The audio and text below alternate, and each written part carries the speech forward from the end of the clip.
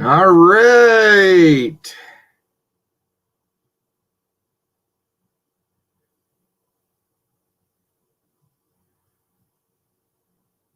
Looks like we already got a few folks chiming in here already before we even got started.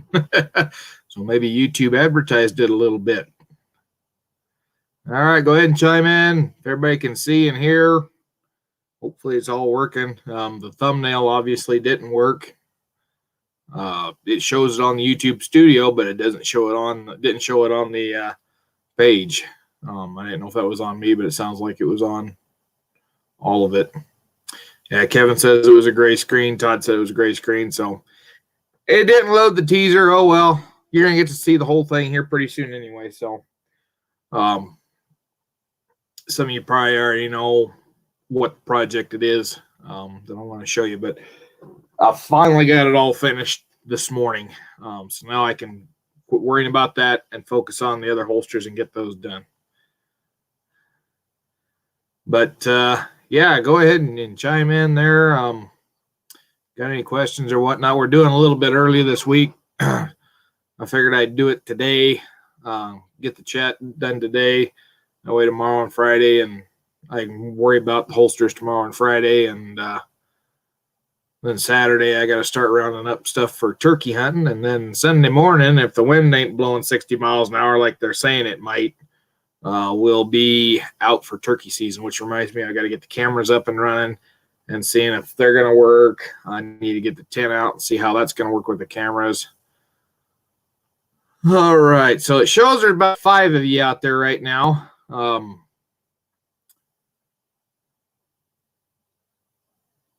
So there's, oh, now it says there's 7 of you. So there's a few of you that showed up. Looks like most of everybody showed up early tonight. Like I said, I started an hour early, so I was hoping people would see it. All right.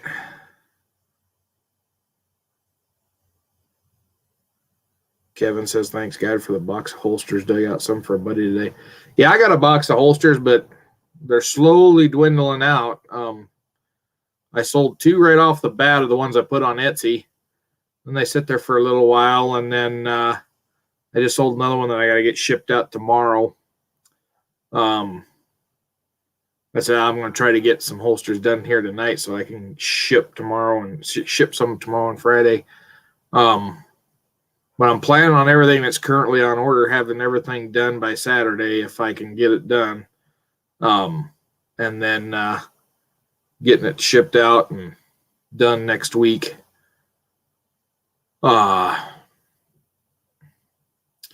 yeah, turkey season's almost upon us, and then the following week after that, I moved to Fort Laramie, which I've got a place right in town, so I ain't gonna have to drive too far to get to work.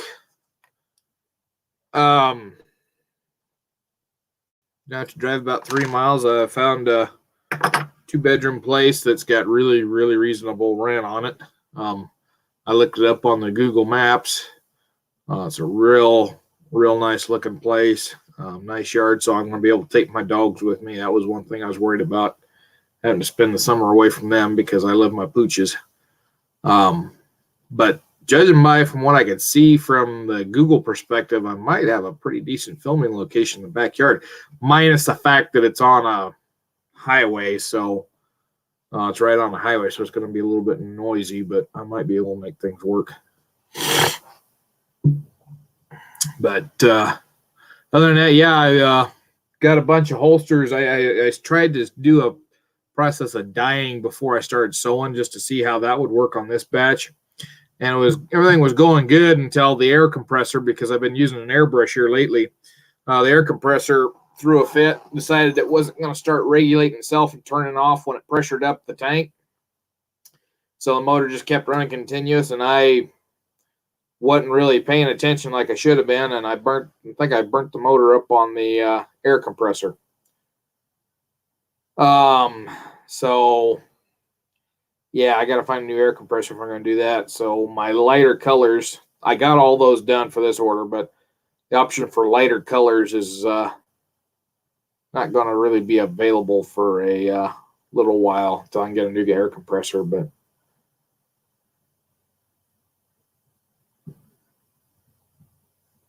Todd B says, this permanent move or for work? It's just for work. It's going to be a 6-month gig. So I'd like for it to be a permanent because I would love to get to Wyoming. I'd rather live in Wyoming than where I'm at. But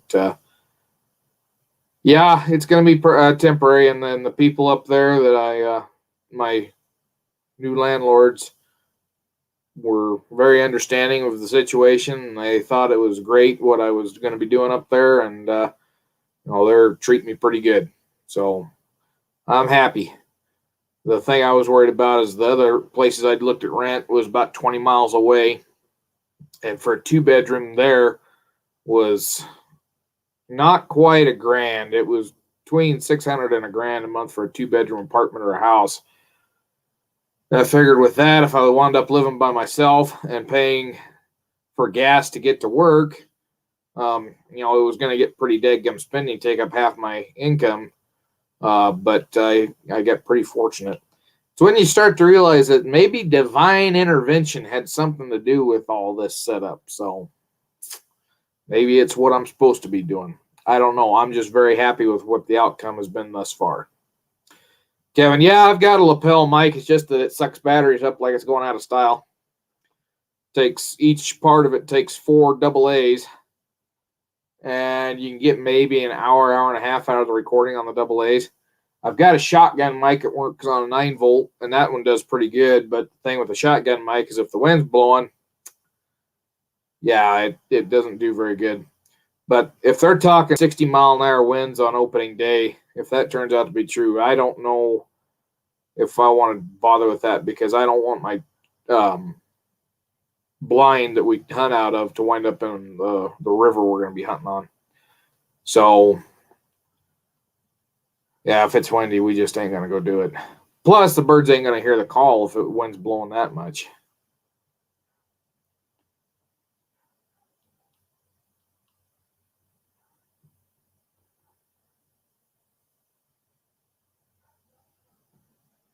Hey, Kevin, I've tried a couple different things on this shotgun mic, and I'm not having good luck getting it because it came with that foam cover. That's the wind blocker. That doesn't do crap. So then I ordered the fuzzy cover, the wind cover. That doesn't do a bit of good once it gets over 15 miles an hour. I mean, for a light breeze, it's really great, but once the wind gets over 10, 15 miles an hour, it's not great at all. And so then I tried doing some experimenting. I wrapped the whole thing up in saran wrap because I thought, well, if the air can't get into the mic, it won't make noise. Well, that didn't really work all that well. Tried a Ziploc bag taped around it. That didn't work all that well. Somebody said, see if I can find a friend that could print a 3D hard plastic cover for it, and I haven't been able to find anybody that could do that yet. So,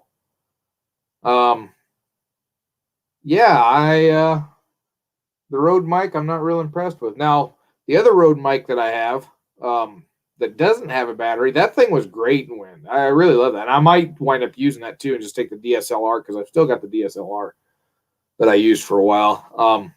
But that Rode mic was great. The only problem is on a Canon, it don't work. The Canon batteries, you got to have their own power source.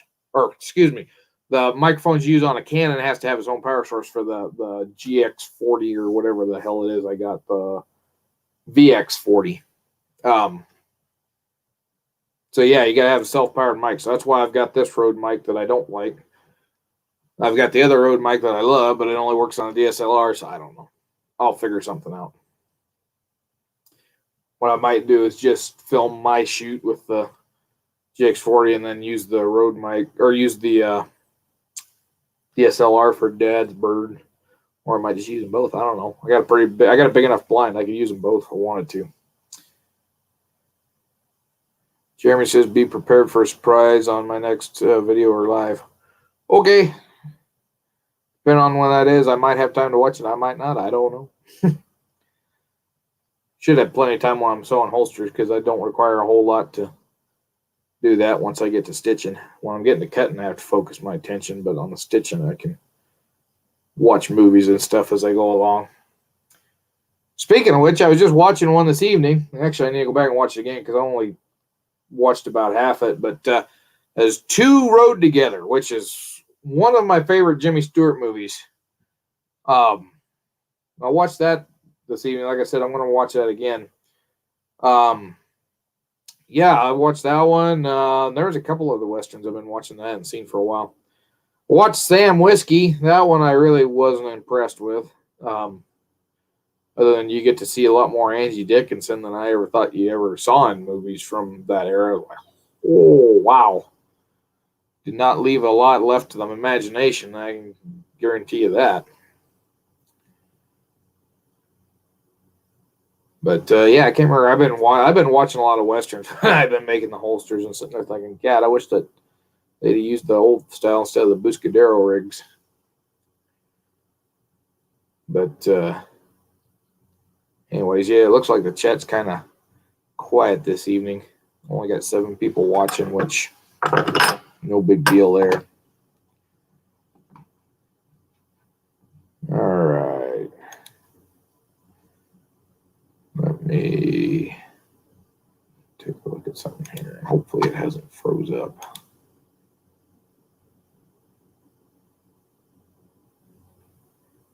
All right.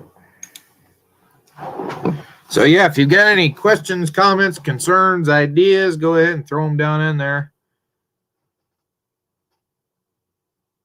Oh, Rusty's in the house.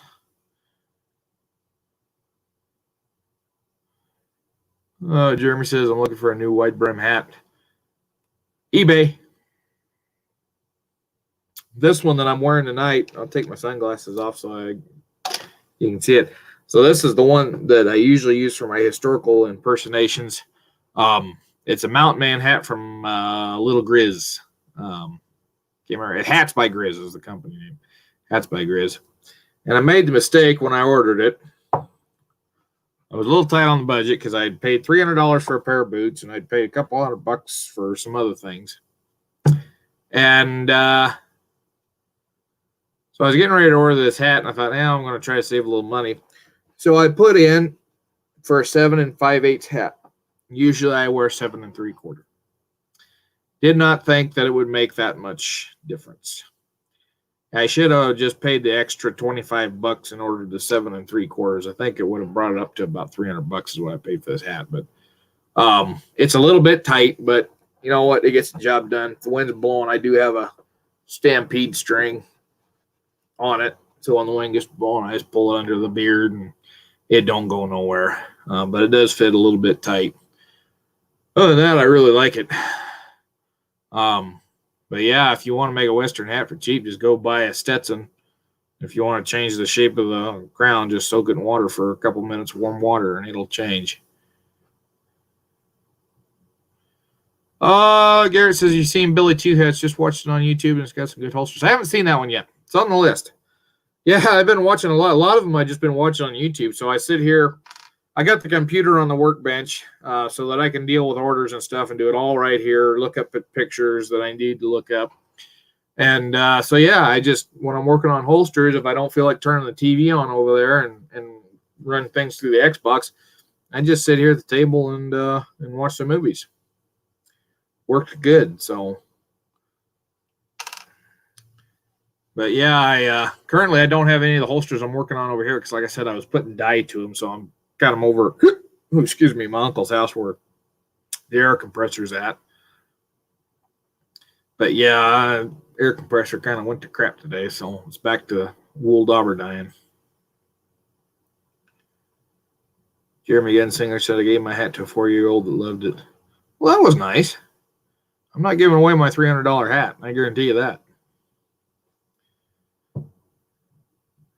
Anyway, so speaking of turkey season, being that was one of the topics that was in the name of the video, title of the video.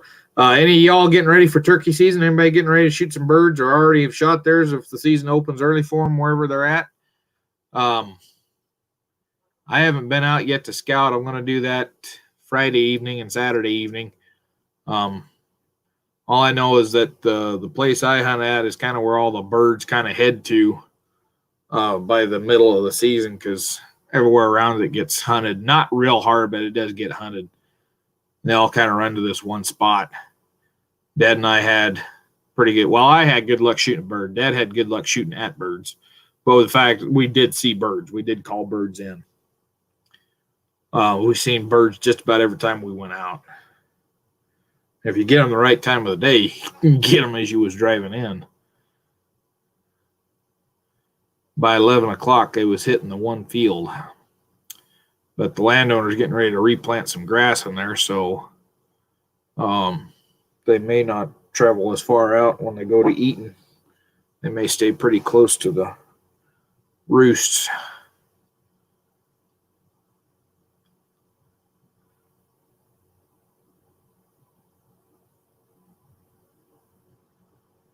Kevin Collier says, found a nice straw hat at Ace Hardware for my next CAS match Saturday. The resist all felt is too hot this time of the year already. I can deal with it. I don't mind the heat, although it does feel good once you take it off after you've been out in the sun all day.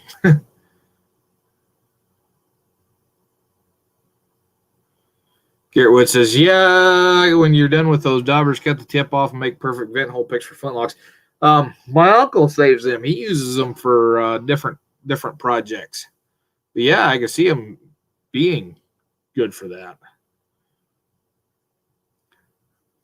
But my vent hole pick that I use for my brown bass, I use a brass wire because brass won't cut steel. Steel will cut steel. Brass won't. And being that the brown bass doesn't have a drilled in vent that I can replace, I use a brass wire for that.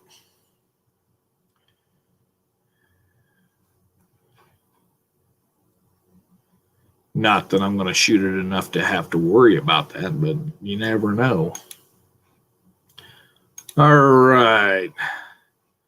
So, yeah, I talked about the turkey season, talked about the holsters are in the works. So, yeah, anybody that's currently got an order, I'm going to be working on them. I know a couple of folks, Garrett's got an order in that probably won't get done until after I get up to Laramie. Rico Cheval says, I ought to get a pair of pepper boxes. Yeah, that would be nice. If I could find a pair of Ethan Allen's that were in functioning condition, that weren't an arm and a leg. But yeah, everybody that's got the holster orders in now, like I said, I'm going to try to get those done. There's a couple of them that might not get done before then. One that's got to be tooled, and one for 11 Bang Bang. Those will probably get done after I get up to Fort Laramie.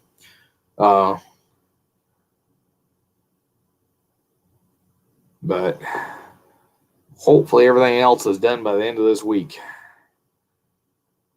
Next week, I got to go to the eye doctor. Went to order contacts, and they told me, it's been 2 years. You need to come in.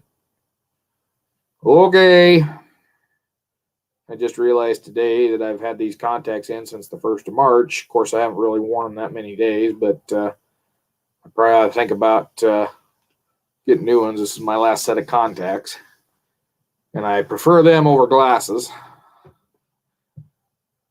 Nice thing about it is this, if I have to switch my lenses and stuff on my glasses, shouldn't be too costly because I haven't hardly wore the glasses at all in the last 2 years that I've had them, and the rims and stuff, they look still brand new. So all I have to do is swap out the lenses and get the contacts and maybe get out of there for under $300. Last time I went there, glasses, contacts, and everything came out to right at $500.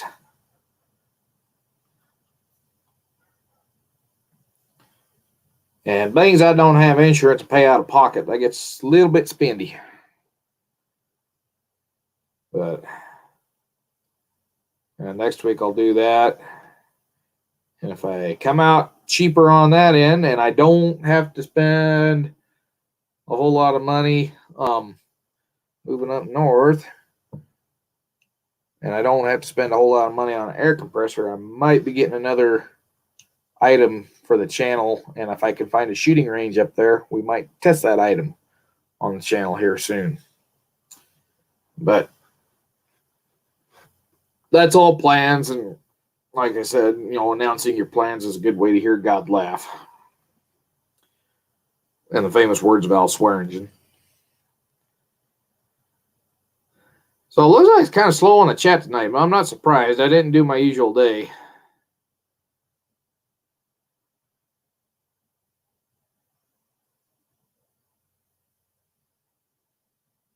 Yeah, Jeremy, that would just about do it. I could use a Canon too. I almost bought a vent tube. Or not a vent tube. I almost bought a Canon tube.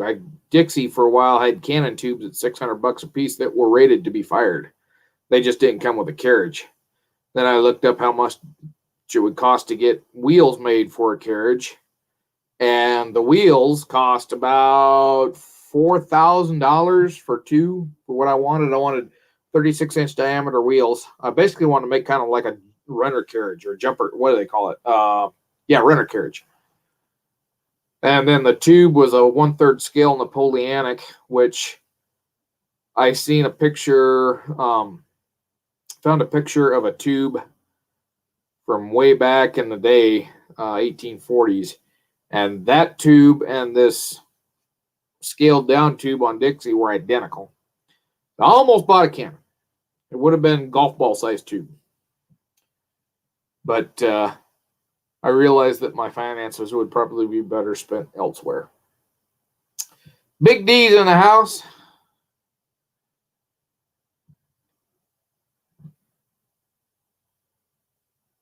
Yeah, it looks like we jumped up to 12 viewers here. All right. YouTube algorithm might have been off tonight too. It means I did this on an off night that I don't usually do it on. Might have everything else kind of screwed up too. But we'll let it run here until until we're in 30 minutes. So at 8:30, I'll show what the project is. The other part of the stream, the last part of the stream. And if you followed me on Instagram, you probably got an idea.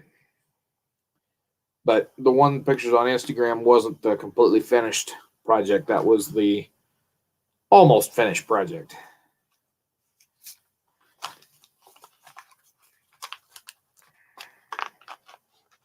Kevin said Harbor Freight has cheap air compressors for $40. Yeah, I think that's probably where this air compressor come from that I burned up. And what had happened, I don't know if I did this, or if my uncle did this, but there's a clean out on the bottom where I guess you call it spatchcock or spitcock, whatever it is. You unscrew it a little bit and it lets all the water that's built up in the tank. Well, it got unscrewed, but it never got screwed back.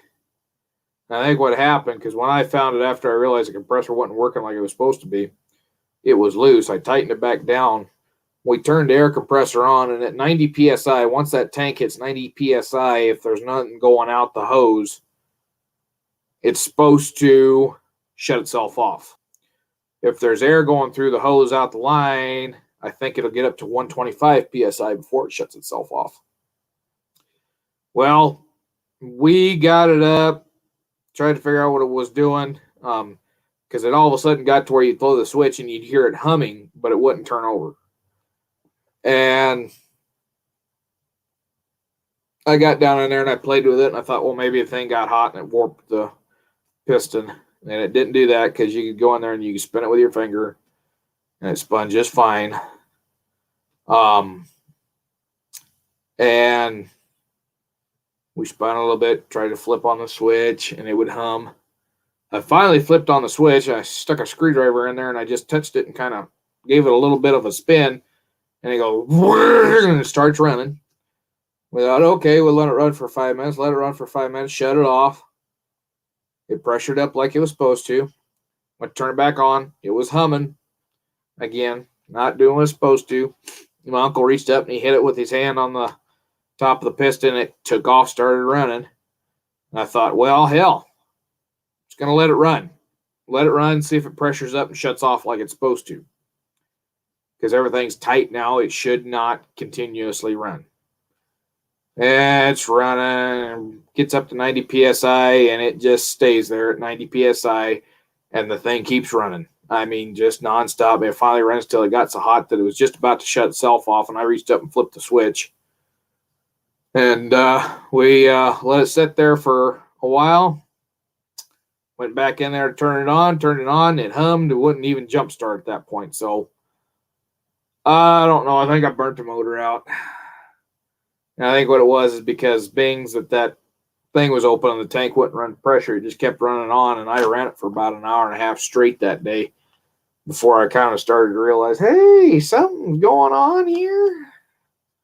And I think it was just about an hour and a half it ran, and then it finally tripped the overheat switch. So, but I was looking on Amazon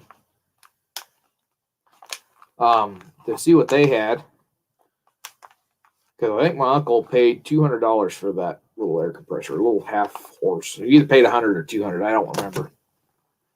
Little half horse. I think it's a 1 gallon tank. I went online and I found several of the pancake style that were under $100. 3 horse. I think it was 3 horse. But I was looking for one of those little quieter ones that, that model builders use that are inside apartments, that don't make a lot of noise. And I found one that runs real quiet. That's almost the exact same size as the one that my uncle's got, but it's supposed to run real quiet. But they want $150 for that. I don't know what's going to go on with that. But the airbrush that I run is also my uncle, so I got to buy an airbrush too. Thankfully, that airbrush is only like $24, so it's not going to be real expensive. And it covers real good too. I really enjoy using the airbrush. When you're using the wool dauber, it just uses up so much dye to get an even coat. Kevin, Badger makes really quiet air compressors. Yeah, I didn't think of Badger, because I've looked at Badger airbrushes before, and they're really spendy. That was in my days of plastic modeling, which I don't do a whole lot of that anymore because it's just so much spending I don't get a return. Holster making is a hobby that I get a return on, so that's why I enjoy doing it. But yeah, I've looked at the Badger airbrushes. Let me look up. One thing I heard bad about some of those little model air compressors was that they pulse. They sit there and pulse pretty bad. Oh crap! There's an Iwata, $500. I don't think so. Looks like, well, I've got a Badger here, but it's out of stock, they say. 5th horsepower, 1 gallon built-in tank, 57 PSI, which I don't need more than that. Does not say what the decibel reading is on it, but I assume it's probably pretty quiet. But they don't have any in stock. They have them from third-party sellers. So let's see what they want. Holy crap, $500. I don't think so. Nope. Master Airbrush has got some that size for about $89, so I might try one of them. Because the airbrush I'm using for this is a Master. And yes, they're a cheap airbrush, and they don't do very good for details on model airplane. I mean, for armor and stuff, I could do a coat of whatever color, but when you're trying to do like the smoke lines and stuff on the German armor, it's not very good.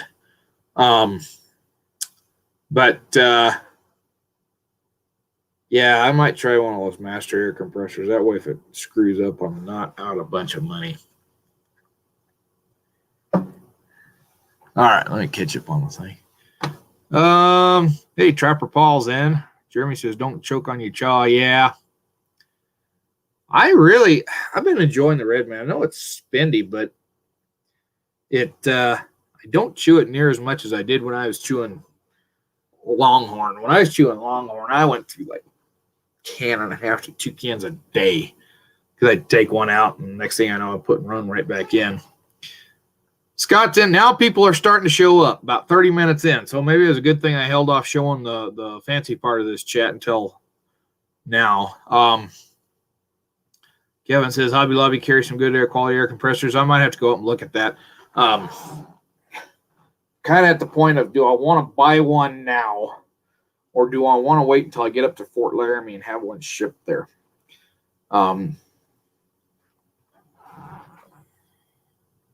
Just going to have to wait and see.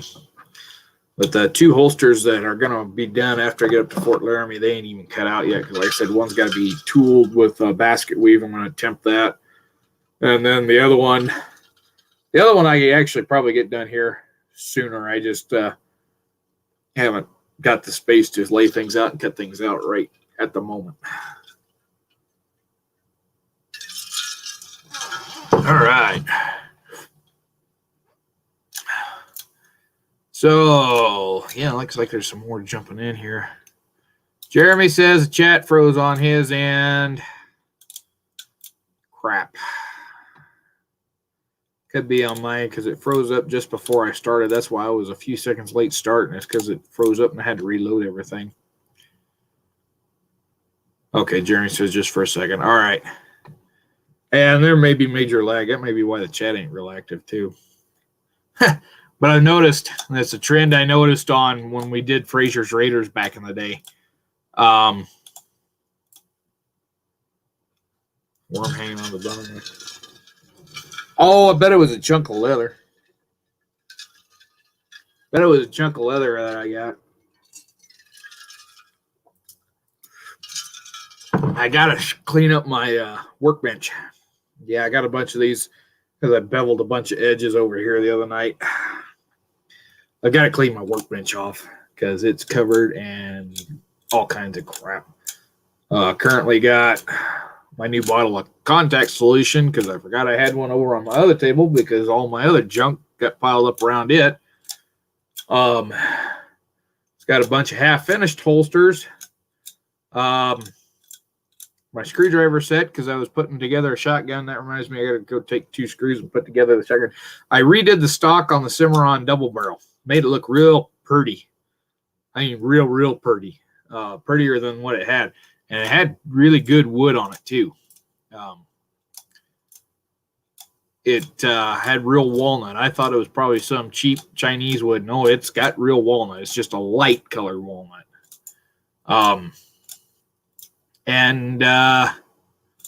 Yeah, I got a bunch of stuff here I need to put up.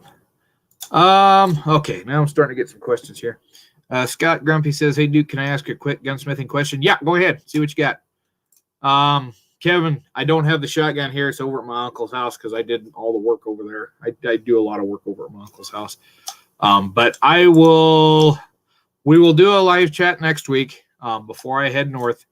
And I will do my best to remember to bring that shotgun over and show it off. But yeah, I darkened it up, and it's beautiful. It really is. I was going to redo the butt plate, re-inlet the butt plate, but I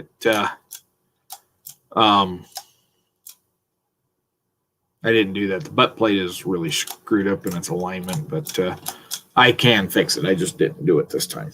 And it's something that I can do later because it's inletted perfect. It's just not lined up. All right, there was another one here. Trapper Paul, when's spring turkey season in your starting your neck of the woods? I was out shooting yesterday, and all I could hear was turkey drumming. Starts this coming Sunday. So Sunday we are going to be turkey hunting. Like I said, unless the wind's blowing 60 miles an hour in the morning. If it's blowing 60 miles an hour in the morning, we're not going out.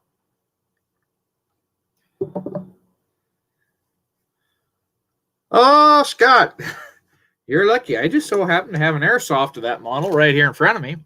And I will demonstrate that, I have the same problem on this airsoft.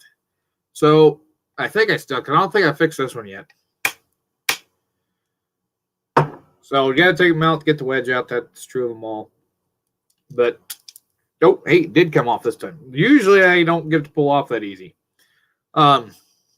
Usually what hangs these up, and it's not just pocket models, it's all the U-birdies. The place to check for burrs is on these two little wing dings right here. The little things that engage with the lug. I can't remember what the heck these pins are called. They're pins. Check for burrs on there. I usually take a small file and just kind of go around the top of the corners. And then when the wedge goes through, you want to check for burrs right there. Check that for burrs. Check the top here for burrs. Kind of smooth it flat. Then I find a dowel and some fine grit sandpaper, 600 or finer, and put it in the receiver hole for the arbor or the base pin, and start running that around in through there and see if it fits.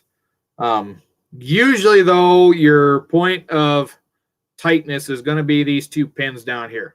I almost guarantee most of it's going to be there because this turns fairly easy. Well, this one might be a little tight on the arbor, but turns fairly well there. And I can see it, don't want to see it on the arbor. So anyway, yeah, those are the 3 points of contact you want to look at. And then getting it back together, like you said, is not an easy process, but usually it's those two little pins. Now mine, I must have worked on this because this one just goes right back together and the wedge falls in. I did have to put a little pressure on it with that's one downside I have to the Colts is when you load them things, they when you have to put them back together if they're loaded. Get that. So yeah, I've obviously worked on that one because it lines up with just very little pressure. However, I got another one that don't do so well. So this one is actually my 51 Navy, but I've swapped the barrels between it and the 61 Navy. So this is my 51 Navy with the 61 barrel on it, airsoft, and then I've got the 51 Navy or 61 Navy with the. I swapped the barrels on two guns. All right. And the reason I did that is the 61 Navy frame comes apart real easy, real smooth. I mean, that's the slickest gun I've ever bought. It's one of the best guns I ever bought. Airsoft. Take a rubber mallet, swap it out because this one, the damn wedge won't come out on it. And you notice on this one, you can't pull it off. Will not come off. If you got one like that, put it at half cock, loading lever will fall between the chambers. Now it's off. And I didn't even hit it that hard. This one I have filed quite a bit. And what it is, I think on this one is the pins are also screwed up. That wasn't the pin, so it must be the arbor base pins that's screwed up. Get it on that far, and then I have to ram it into a table, my hand, the floor, if it's got a carpeted floor. I have to ram that down to get it to go back together. To see it doesn't even want to try to start. And when you look at it, the metal here between the water table, the Colt, that terminology comes from the Patterson.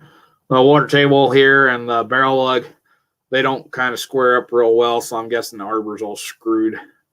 But yeah, if it's real bad, I'd use quite a bit of fine grit sandpaper to kind of see if it'll line it back up. And sometimes it don't take much, and other times you just got to learn to live with it, work around it. But even though things are tight putting it back together, it still functions good. This is the one too I redid the grip on, which I'm sad because I redid the grip on that, and then I realized that on this airsoft, which is the actual 61 Navy frame with the 51 barrel on it, this one is so well fitted that it just pops right off. The other day it popped off with finger pressure. Today it's not going to do it. That one just beautiful. And I didn't do anything to this. That's how the 61 barrel was coming off it. Now, 61 barrel, I will admit, the wedge is super tight on. I have to really beat that wedge out. But with this 51 Navy, this is what it should be like. This is what all of them should be like when they come from the factory. Is you take your thumb, you push on the wedge, pull it out, barrel comes off. That should be the end of it. I got lucky on this one. But that's why I've got the 51 Navy barrel on this one. Even though I got my beautiful new grip on the other. Which I don't know if I showed that beautiful new grip on there. And I've handled it so much the finish has come off. So it's back down to being almost natural bare wood again. But I'll show you right quick. So this is what they call a wasp body profile. So I was looking through 51 Navies by Swayze. And they had some pictures of the profiles of the grips. And the grips started out, kind of a Slim Jim, like what you see on them now. Then they went to this wasp body for a very short few that were in America. Most of the ones that come out of London had this profile. But a few of them here in the Hartford factory in the U.S. were made with this profile. Then they went to a little bit wider grip, fatter grip. So Uberti kind of copies the earlier grip that was available from Colt.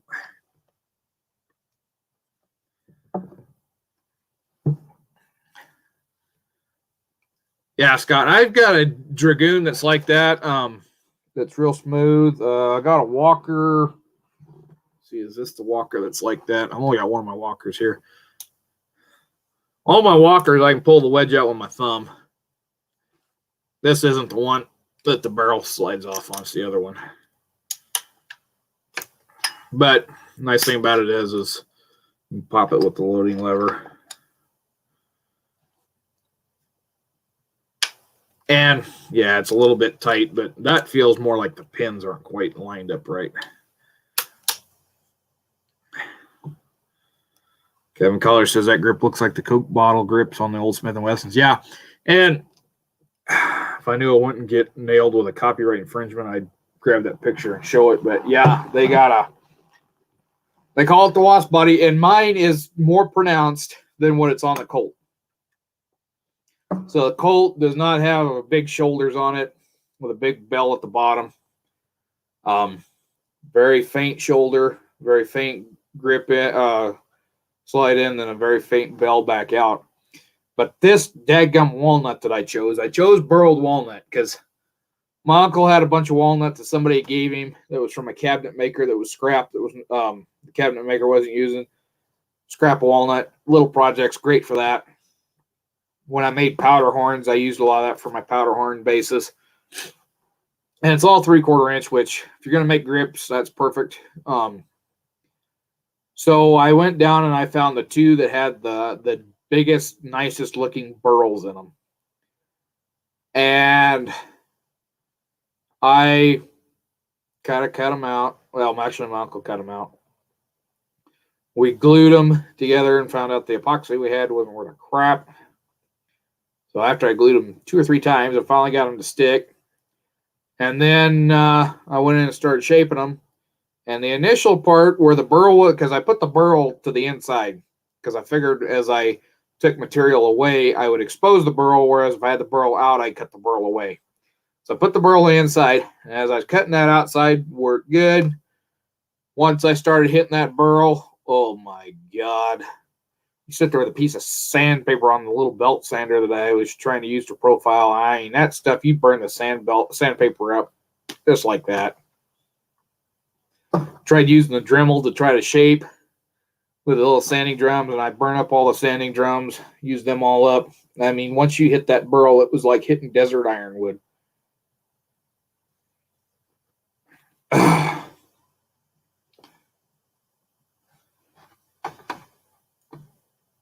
Hey, Serpent's in. All right. So, Scott, yeah, hopefully y'all got some good info there. I wouldn't get too drastic and start using a grinder, but, just hand sand. And if you got small files, you might do a little filing to kind of clean up the burrs on the edges. But once in a while, you get a good one. Most of the time, though, you're going to get a Uberti that needs a little work, a little TLC. The only Uberti made gun that I have not had to do a little TLC on was the Model P, and that was a Cimarron gun. And Cimarron, I tell you what, you pay a little bit more money, but I think you get a little better quality. And the 72 open top that I've been looking at, that I'm thinking about getting before I head north, I'm thinking I might get that one. It's a Cimarron, so I'm going to pay a little bit more, but I think it's going to be worth it. Luth is in. Got here later. Hey, that's all right. I think algorithm, like I said, the algorithm's got things kind of messed up. Garrett had made a comment earlier about, everybody giving a thumbs up so that the algorithm improves. But as I was saying earlier, and I don't know if I finished that thought because my mind's kind of running here lately. So one thing I noticed on Frazier's Raiders is that the more chats I did, the viewership got less and less. And you can see that on the channel right now.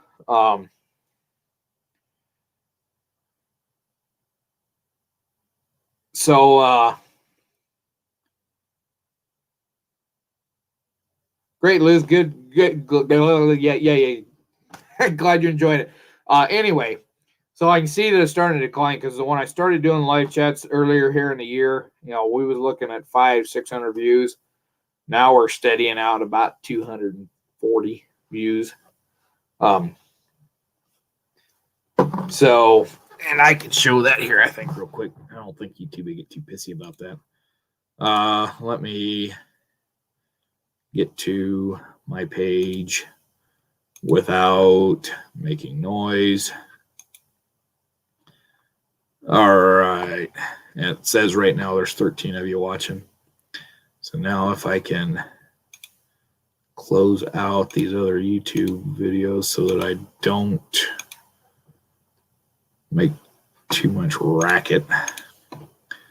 All right. Let's share screen.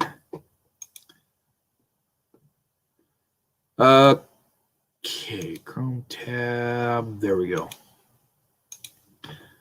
Now, if I can get back to Streamer so I can see what happened. All right, so I'm going to bring this all the way up. So yeah, you can kind of see on there views on the live chats. I started out, we was doing 11 Bang Bang one we had with them did really good, but yeah, they average about 530, and then they just start slowly declining off down into about 230. And I noticed that too when we, like I said, when I was over on Frazier's Raiders, noticed that the viewership declined the more of them that I was doing. And I'd been doing one about every week. Now, it sounds like somebody just got home. Sounds like my parents got home. My middle niece had a doctor's appointment today. Anyways, I'm getting distracted again. So I was thinking about maybe slowing the chats down a little bit. Doing one every couple weeks and see maybe if the viewership goes up, because I don't know if it's that the people aren't getting interested or if just it's not getting broadcasted around, and could be a little bit of both, I guess. But yeah, I noticed that I get a lot of, seems like there's groups of folks. I'll have a group, of folks that stay with it, and then the next chat you do, or if you take a break for a while, you come back and all of a sudden it's all new people. So I don't know if folks just lose interest or what the deal is, but we're happy to have all of you here. I'll just put it that way. Doesn't matter if you're new or you've been here. I'm happy to have had you here. As long as you all enjoy it, I guess we're doing a good job. So far, I've got pretty good feedback on the like button, so.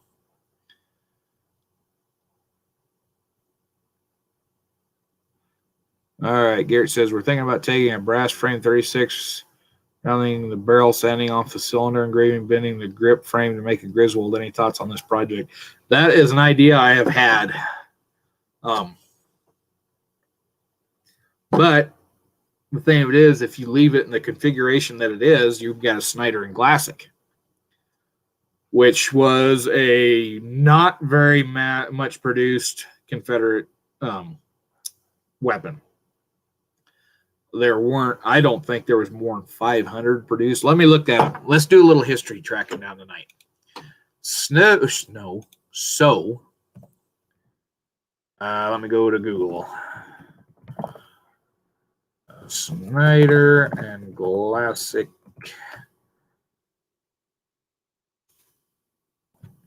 Snyder and Glassic.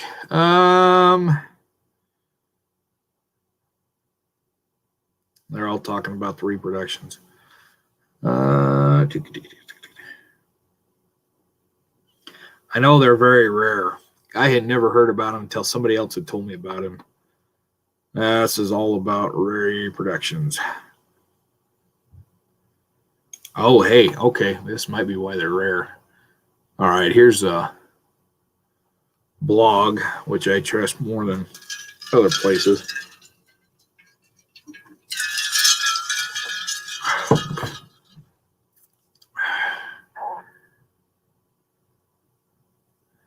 Okay, let me see.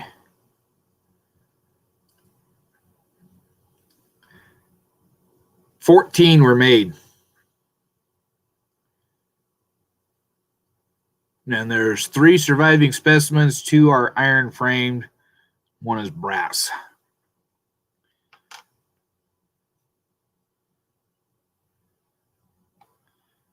So, yeah, super rare Schneider and Glassic. That's probably why you don't hear a whole lot about them. But yeah, and the configuration that you buy, the brass frame 51 Navies, they are copies of Schneider and Glassics. Let's see, Jeremy's out.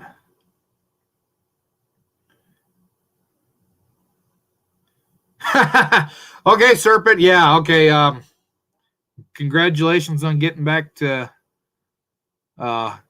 working. It's been crazy. And I'm glad to see people are able to get back out there and make a living. But anyway, yeah, if you want a holster, check out the Etsy store because I do have a few for 51 Navies left, I think. Let me double check that too. No, I don't. I've got a left-hand cross draw for the 51 Navy. That's all I got on the Etsy store. So if you want a custom order one, whatever gets custom ordered this week is probably not going to get made until after I get up to Fort Laramie. So it's probably going to take a little bit to get them made because once I start work up there, this is a side gig. This is a hobby. And right now I don't have work, so I've got time to do it. But once I get up there, it'll take me a little longer to get them. But yeah, once you're ready, send me an email. What that reminds me, I need to put my banner up.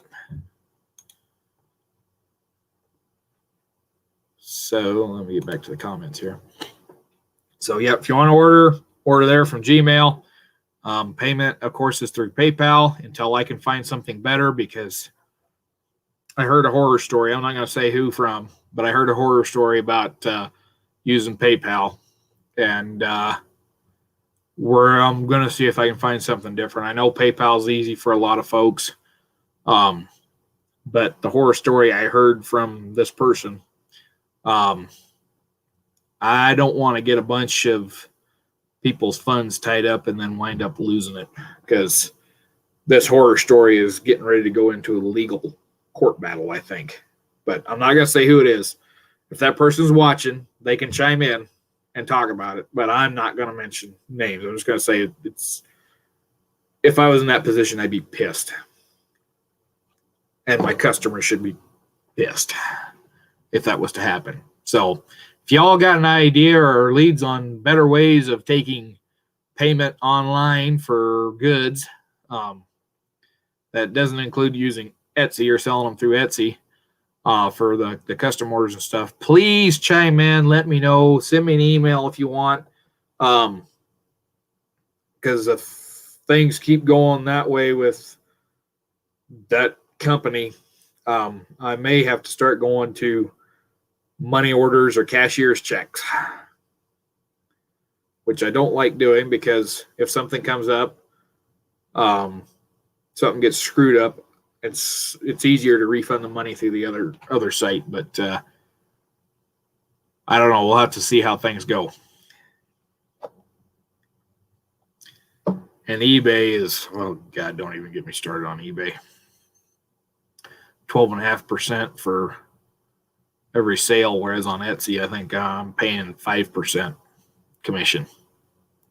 Plus the listing fee on Etsy is 20 cents. I think on eBay, they was going to do like $10 a listing. I know when I sold holsters on eBay last spring, I was paying quite a bit to sell them. I think I come out when I'd sell a holster for $65. I'd come out with about 45 by the time it was all said and done. 45 or 50, maybe 55.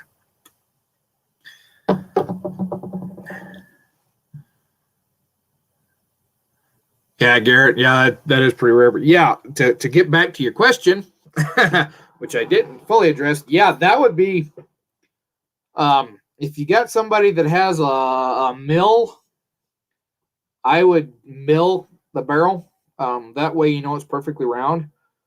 The front side, I'm sure, is pressed in, so you might have to do something a little different on that. You might have to either try to mill around it or see if you can press it out or drill it out and then put a new one back in.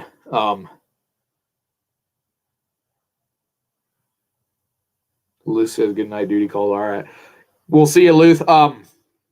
Anyway, yeah, I would do it on a mill so everything kind of come out real nice. The cylinder, if you could find a way to lock that inside of a drill bit or on a drill press and spin it around on sanding, that would work out real good. Or if you got a belt sander, put it on a dowel and sand it that way.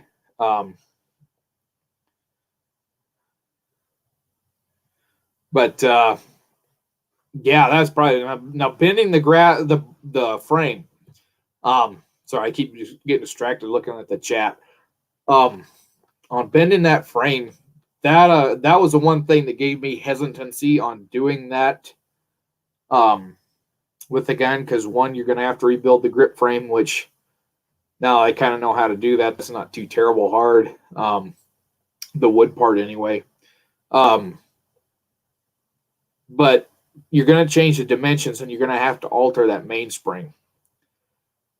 If you can alter the mainspring, or if you can alter the grip where you don't have to change where the hole is for the mainspring to attach in, you're going to be good. But if that doesn't quite line up and you got to re-drill that hole, then you've got to anneal that steel, that spring steel down so you can drill it, because I have yet to find the drill bit that'll cut spring steel. I'm sure some of you probably have a better idea of that than I do. But you'll have to anneal that from what I know. Drill it. Then you've got to go back and re-temper that spring. So you have to heat it up to, I think, orange. Dip it in oil. Then you have to bring it up to about 800 degrees or blue. You want to go with a blue color. You don't want to go with anything more or less than that. If you go less, it's going to still be a little bit brittle. Any more, it's going to be brittle. Bring it up to blue, and then you don't want to go full cycle with it once you get it tempered back. What you want to do is, take all the other parts of the gun, so all you're working with is a hammer, and just start really slowly working that spring. Don't put all the pressure on it once. It'll break. Just put a little bit of pressure at a time. Just slowly work it until, you're finally able to bring it back down. That's the only big reason I haven't tried messing with trying to change the grip frame on it to make it more like the originals. But yeah, that would be a fun project to do, no doubt. And if you do pull it off, I want to see it. That's all I can say on that. All right. And the 8:59 train's right on time. Hey, it's a 9 o'clock train tonight. And he's got a sick horn. And he's moving slow.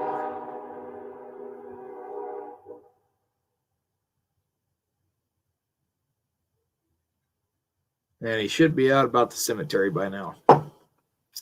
Anyway. Dag blasted trains. All right, we're going to catch up on the chat here.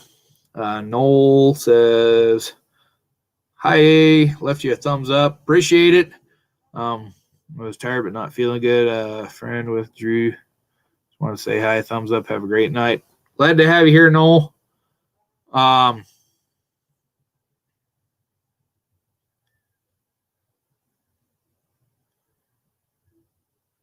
Scott Grumpy says, what about stripe as an alternative? Are you talking about for the pay thing? I've never heard of stripe. Somebody commented, Serpent commented about Venmo. I've never dealt with Venmo, so I don't know. That's why I'm kind of putting feelers out there to find, try to find an alternative to PayPal. Scott, okay. I'll have to look up Stripe. I've never used it. So I'm going to have to look that up. Otherwise, I'm going to have to come up with a web page and run a credit card. And some people have suggested I do that. The only problem I've got with that is that the web page costs money. Money that I would use out of what I made off of holsters.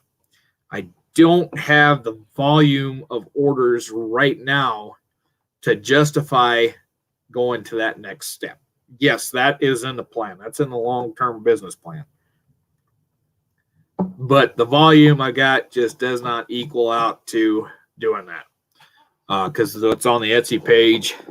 Like I said, Etsy page, I sold 2 right off the bat. I've got 1 that sold earlier this week. And I've got 3 on there. Of course, they're kind of prototype junkers.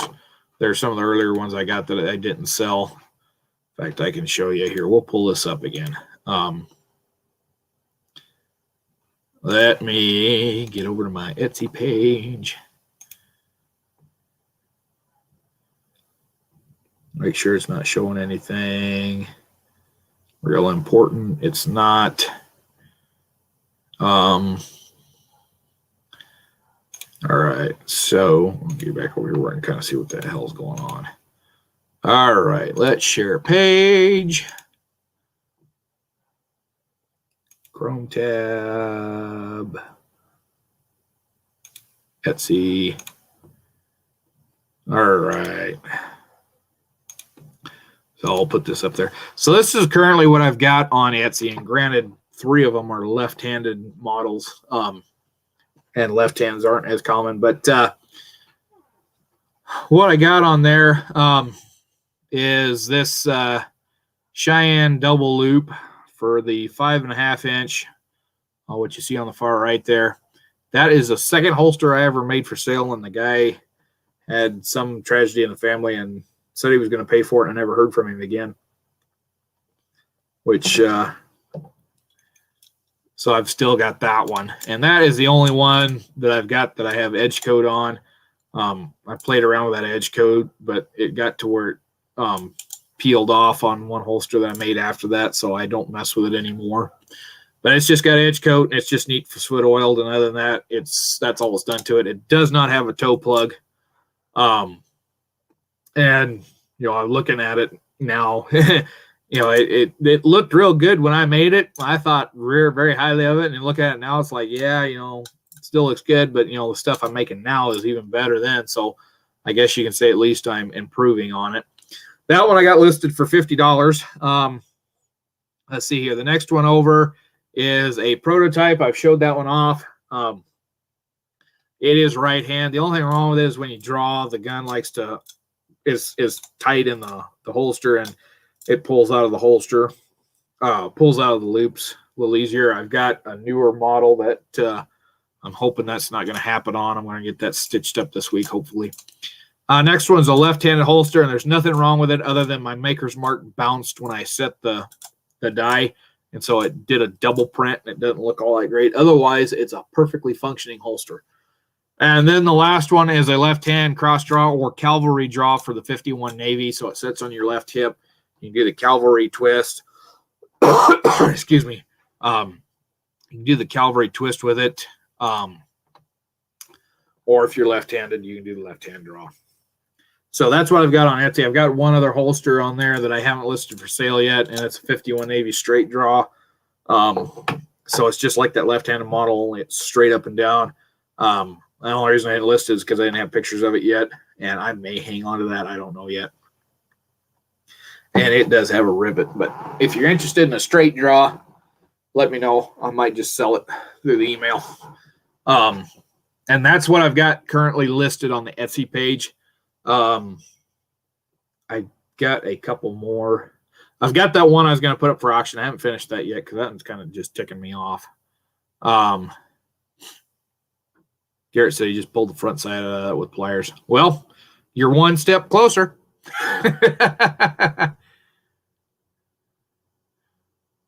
But yeah, so if you want to order, like I said, I got some on the Etsy page that are for the cheap or cheaper, because I think all but the left-handed model 51 Navy are discounted prices. The left-handed double loop that doesn't have the toe plug in it, that one's really marked down, because usually I do about $65 on a double loop. 65 or 70. I got to look at my price list. Keep forgetting what I'm charging, and I tell people like, oh yeah, it was like 65, or when I actually had it written down 70. So I need to get a set price list. I need to get my brochure made, or my catalog, if you will. That way I can just send it to people and say, here's the price list. And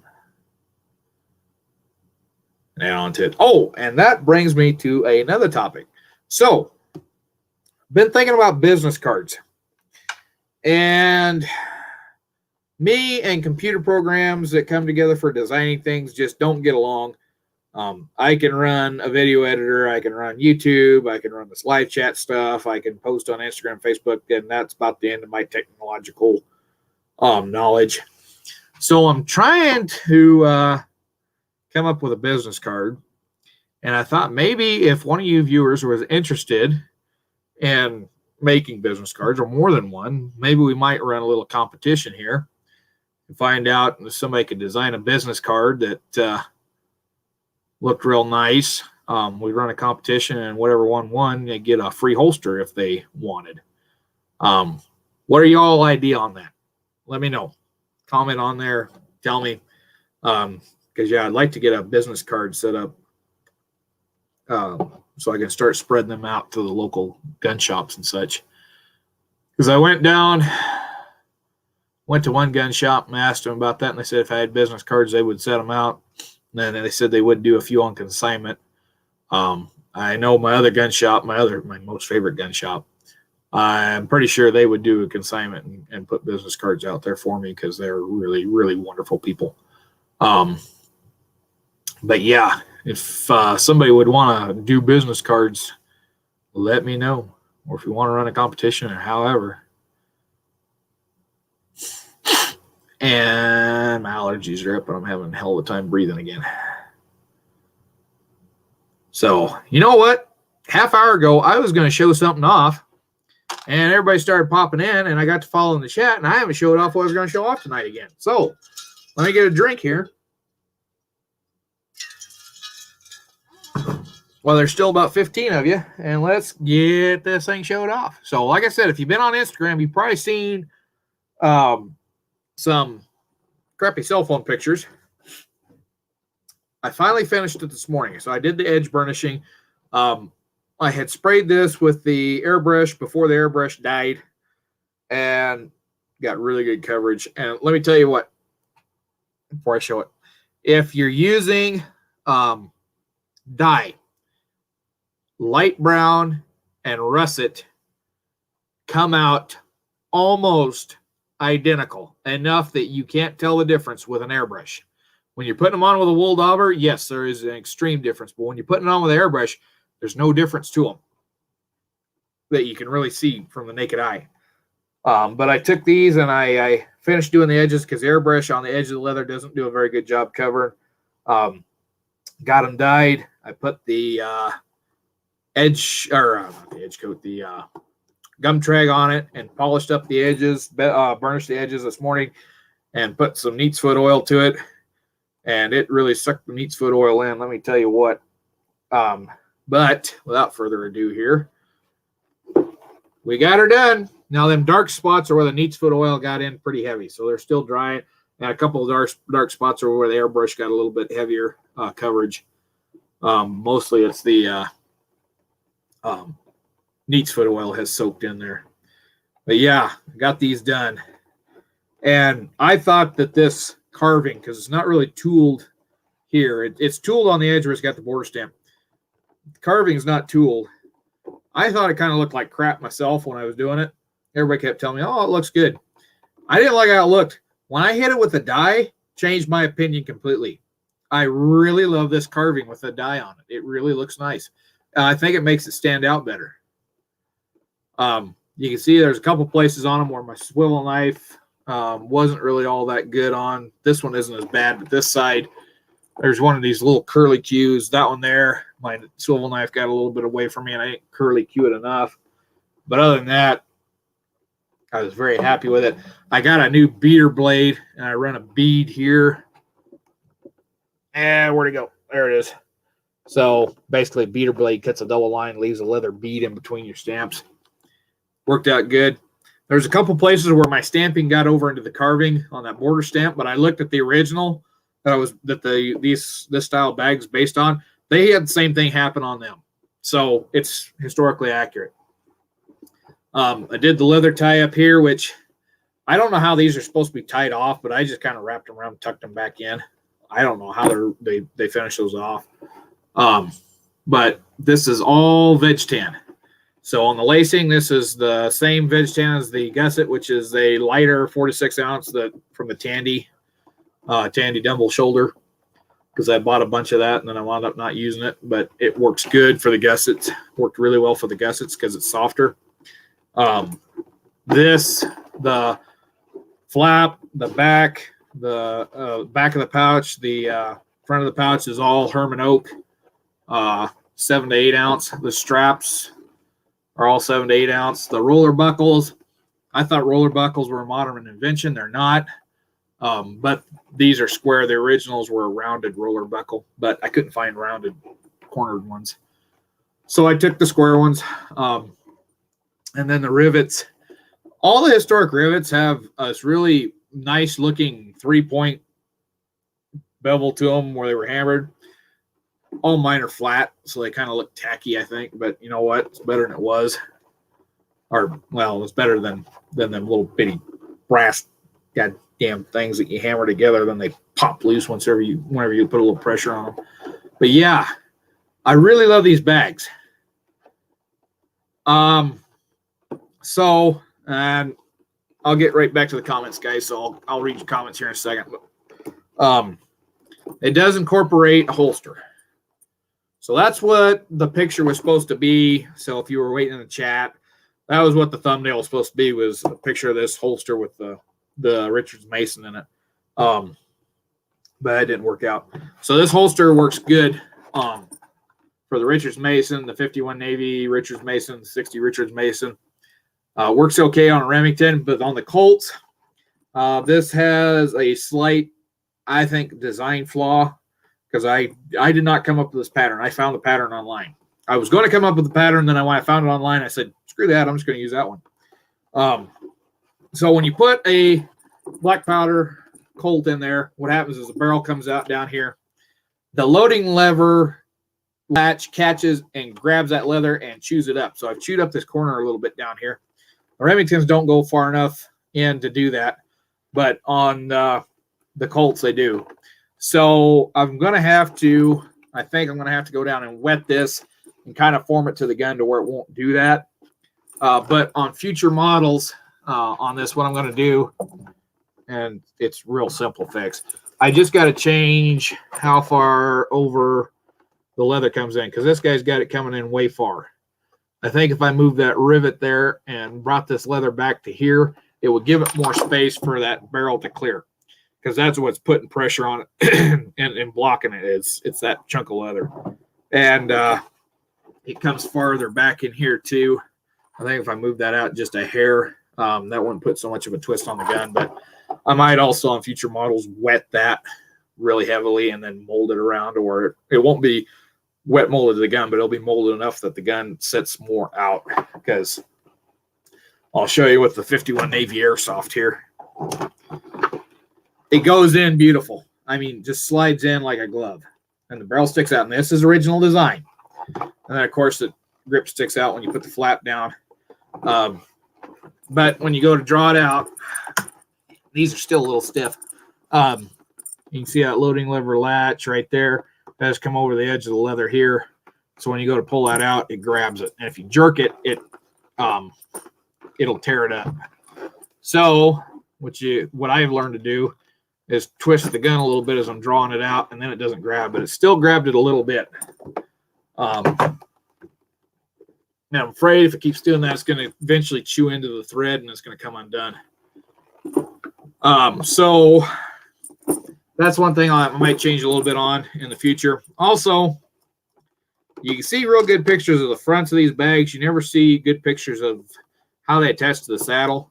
One thing my dad brought up was once you put this on a saddle, so this sits this to the front of the saddle, this to the back, and it will not fit on some of your modern saddles that got the wide shoulders. This fits more on like what they call a Hope or an A-fork saddle, Texan saddle. Fit really well on a Texan saddle because they've got a real wide pommel up in front of the horn. In fact, I might pick up a picture off Pinterest here. One thing that Dad brought up is that when this is on the saddle, if you get to run it on a horse, this might fit fairly tight on the horn, but these things are going to be doing this when you're running on the horse. And I've seen on a lot of pommel holsters that they have a strap down here that straps them down to the cinch strap somewhere on the saddle, so that they don't bounce around when you're riding on a horse. So that might be something I'm going to look at making a change on in the future. Right now, I don't have a saddle. I don't have a saddle at all, so I couldn't test this on any saddle. But when I get up to Fort Laramie, I seen they got a couple of historic saddles up there. I'm going to see if this will fit on them and see what I can do to change how that attaches. What I might do is just rivet on another strap like this here, so that'll tie down to the cinch and lock in. I'm going to go ahead and offer these saddlebags for custom order. I don't think I'm going to get a lot of custom orders because you're going to probably want to cry when I give you the price on these. So El Paso Saddlery sells these. And for it to be tooled, and their tooling is really extravagant. So if you're wanting this for 1850s to 60s, theirs is a little bit too much tooled for that era. But for a tooled one, I think they was like $700 to $800. For a plain one, they're about $400. For this one tooled like I've got it, so with the carving on it, I'm probably going to ask about $400. For a non-tooled version or just a simple border stamp, probably looking at the $250 area. I'm going to have to think about that a little bit on that price. But yeah, these, because you figure the leather here is about 3 holsters. I can get about 3 holsters out of the leather, maybe 4. I get 4 holsters out of that easy. The Slim Jim styles, because I got a scrapper here I can use. I could easily get a Slim Jim out of that. So there's 4 of them. There's 4 holsters plus the 2 flaps, so that's 5 holsters. So there's 5 holsters here. So 250, yeah, that's probably in the ballpark. Plus, this takes a lot of work. I think I worked 8 hours on one side, so about 16 hours to do one of these. And really the hardest part is being as I do everything hand stitched. It takes a long time to stitch it. And really on these gussets, hand stitching, I was thinking when I was putting that together, if I was stitching that with a machine, that would be a pain to keep everything lined up, trying to go around these curves and keep that stitched. But yeah, I love these bags. These are mine. I'm keeping these. I'm not selling these. But I'll make pairs for custom order. Just don't expect a real quick turnaround on them. And for that amount of work that goes into that one I'm probably going to ask for a down payment on. But I'll figure out the details on that a little later. Okay, so I'm going to go back here and go through the chat. Okay, I need to give me a second here. Go back and answer some questions.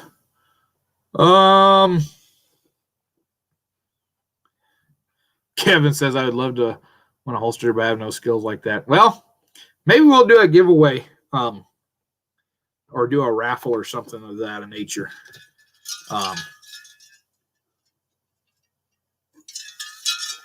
Maybe we'll do a raffle on a live stream here one of these days with a holster.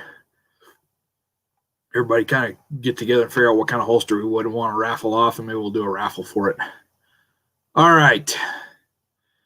Jay Whiskey says, looks good. Kevin says, pretty. Scott says, how long are you going to be at Fort Laramie this summer? I'll be up there till about October. Figure about maybe longer. I don't know. If I find another job up there to get me through the winter, I might just stay up there. Scott also says that came out great. Very nice. Thank you. Jay Whiskey says, is the pattern something you designed or is it based on an old design? So on the pattern, I was not going to tool it because the pattern I wanted to do the original, like what's in packing iron. I'm not real good skilled drawing it out, so I was going to see if I could find somebody that would draw it out, and I'd pay them to do it. But the patterns where I got the patterns, which is I think I got it on leatherworker.net forum here on the internet. It's a Brazos Jack is the guy that made the patterns, which I'm very thankful for, and he posted them online for free. So he posted the pattern for the bags, and so I can do, because the pattern includes a holster for a 73 single action. So if you want one for that, I can make a holster part for that. Anyway, I was going through and he had some patterns for carving. And he had one pattern, which is the one I used there, which was at the top. And I thought, yeah, that looks okay. It kind of looks a little bit on the fancier side. I shouldn't say fancier side because the floral carving on the original was a little bit more fancy. But anyway, and I was looking through, and then you go through down, and then they got things like horseshoes and stuff, and I've never seen that on original. And I hadn't seen this one on the original. I've looked at a lot of Maine and Winchester bags, and they're all tooled. I have not seen a Maine and Winchester that's got a flap that is not tooled. So they're all tooled in some form or another. And what's real funny is you can track the evolution of leather tooling. Here comes another train. Holy crap, they're running a lot of them tonight. Anyway, you can track the evolution of tooling through the years as these Maine and Winchesters are made. In the 1850s, there's not a lot of tooling. It's mostly carving. By 1870s, you're seeing more tooling in the carving. And by the 1880s, it looks like some of those real fancy saddles they sell today with that Sheridan floral carving. So anyway, I was going through and looking, and I started looking at Maine and Winchester holsters for the 51 Navy, which are, similar to this style. And I was looking through there, and I found this Maine and Winchester that had some carving on it, and I thought, it looks familiar for some reason. And I opened the picture up, I zoomed in, and that picture is this style. It doesn't have this little extra fancy thing up at the top here, but it's got this part, the wings, the flowers. So I thought, holy crap, Maine and Winchester had a style like that, and this is from the 1850s. I'm going to use that carving pattern on that bag. Hell with it. So I put it on there and carved it, and that's why I was able to finish my leather bags before I got to Fort Laramie. So yeah, that's how the pattern came out on that one. Now, if you want a floral pattern, if you order one of them, depending on how level, the $400 quote was for a pattern like that. It's just carved with a border stamp. If you want to start getting more intricate tooling, I plan on practicing that while I'm up north. That's probably going to get a little bit more spendy because it takes more time to do it. But yeah, it's an old design, and I didn't design it. No. Garrett Wood said you probably hang them on your Harley tank. Yeah, I thought about that when I was doing that. I was sitting there thinking, I could probably sell these to ranchers because that holster would fit a vaccine gun. And if it was real loose, I could change that to where it would hold a vaccine gun down in that holster. And I'm sitting there thinking that would fit over a tank on an ATV and fit right around the gas tank. The only problem is the modern ATVs, the gas tank's got an extra lid on it, so it wouldn't sit up there where they're crap. But yeah, that's something I definitely thought about as I was making them. 11 Bang Bang. God dang it. Says, sorry, late went to my uncle's house to look at a tomahawk and ended up watching a documentary on Justin Wesley Hardin. Hey, that's all right. I hope it was a good documentary. Garrett Wood says, just take a piece of leather and tie it down to the D-rings. Yeah, I thought about that too, just cutting them and holding it down with some bleeder knots.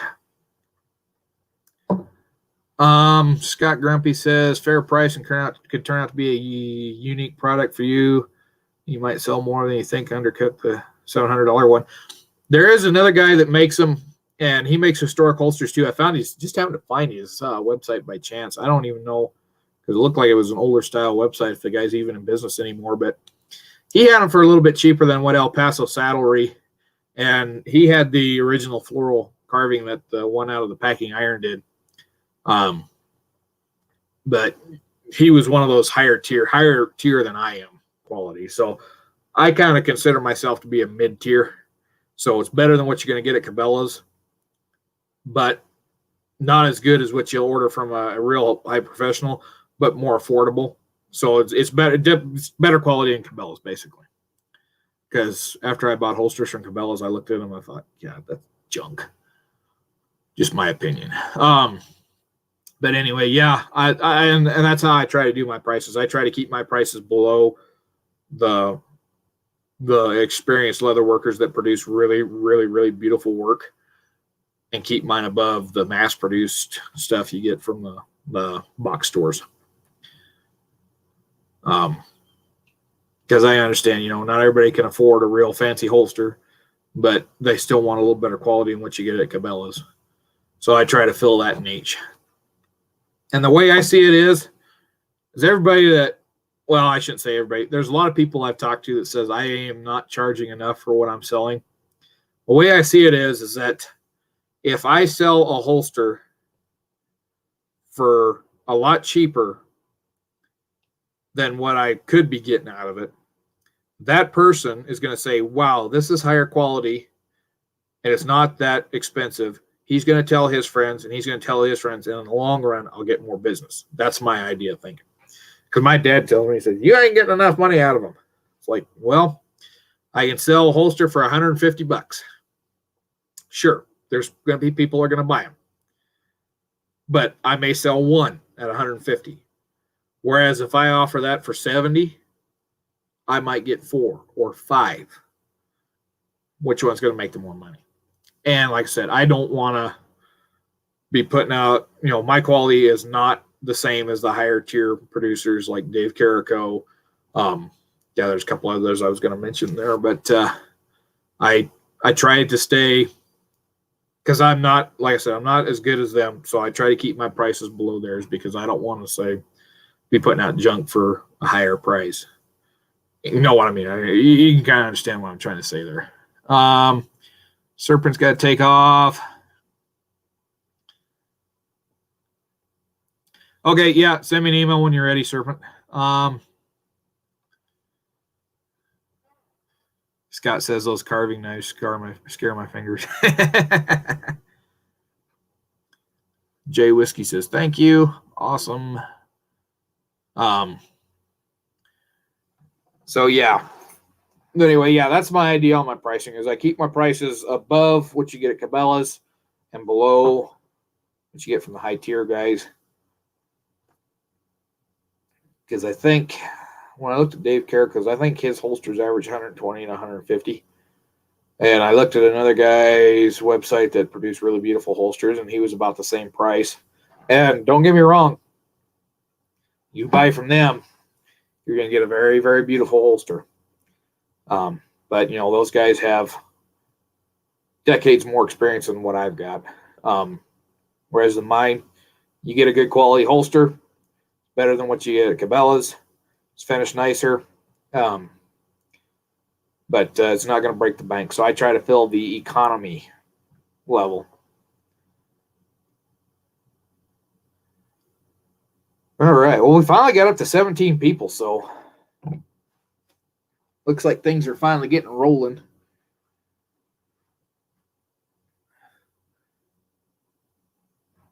I wasn't going to do, like I said, I wasn't going to do a chat tonight. I was going to do one tomorrow, but I thought, I'll work on holsters tomorrow. The reason why I try to do Tuesdays or Thursdays is because another channel I follow, Living History Comes Alive, he does a live chat Wednesday nights and Friday nights. last Friday. He didn't have a chat. That's why we did one on Friday. I wasn't going to do one last week, but he wound up not being able to do his, so I went ahead and did mine. But then I realized that his chat ends at 6 o'clock Mountain. I used to do mine about 8 o'clock, so I thought, yeah, I can run one tonight after his. It's no big deal. Scott says, I like the more rustic look. I will be needing a couple of holsters in the next 6 months. And have you do them. I think it's cool to watch your business and skill grow. Well, I appreciate that, Scott. Yeah, just let me know. And once I get up to Fort Laramie, it's probably going to slow down. My turnaround time is going to get extended. And I screwed that up last year because COVID, made me realize that time with family is something to be cherished. So last year, and I've been wanting to do more stuff outdoors. So last year, I've said this before, it all went to, dang, mustache, whiskers keep getting up my nose. Last year, I just decided, I was going to do more with the family, go fishing, try to get outdoors more, because I really enjoy that stuff. And I had missed it when I was running YouTube because YouTube had been sucking up all my free time. But that kind of screwed me up on getting holsters done because I got orders last April, and it was damn near September, maybe even October. I don't remember. It was a long damn time before I got them shipped out, and I felt really bad, and I know I lost some business on that because there was a couple holsters that when I finally got them done, emailed them guys, they never even bothered responding. But, there's nobody to blame that but me. But I'm hoping this summer, I'm going to be away from the family. I'm not going to get as much time to spend with them. I'll have some more time to get some holsters done. But I still plan on doing my fishing. So we'll have maybe some fishing videos. One of the plans I got for the channel here is to get a GoPro this summer if I can swing it. Buy a GoPro. I'll use that for the fishing because me and Target Cam, Aim Cam, the Aim Cam, that's what it is. Me and the Aim Cam. I like the Aim Cam when I'm doing shooting videos, but I noticed when I'm doing hunting videos and stuff, my head wobbles so damn much that you just get a lot of head wobble. You don't get a lot of good action. And running a big camera around the big lakes and stuff, I just don't like the idea of having $1,000 camera next to water. If I was to go do that, I'd probably just take the Target Cam because that's a $200 Canon little camcorder that has served this channel well. The only reason I quit using it is because I couldn't plug in a microphone that would work with the wind. But we'll try to get some fishing videos out this summer. I'm going to be living within a 20-minute drive of 2 big reservoirs and an hour drive of a really big reservoir. Not to mention the North Platte River is not too far away, and that the state record flathead was caught out of that river not too far away. So I plan on getting some fishing done, some fishing videos. So hoping to do fishing videos here at home, but the way this drought projection is looking out, that probably wouldn't even happen anyway.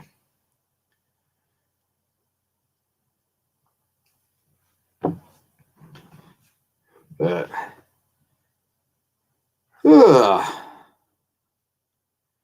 so yeah, there was my rambling for half hour straight.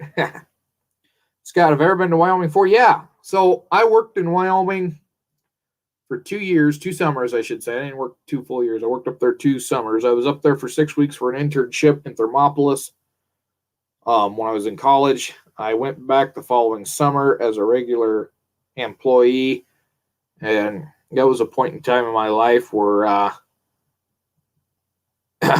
depression and emotions were major part. So, I kind of screwed around and didn't wind up getting hired back at that job the next year. But, I really wasn't happy at that job that summer. I really wasn't happy.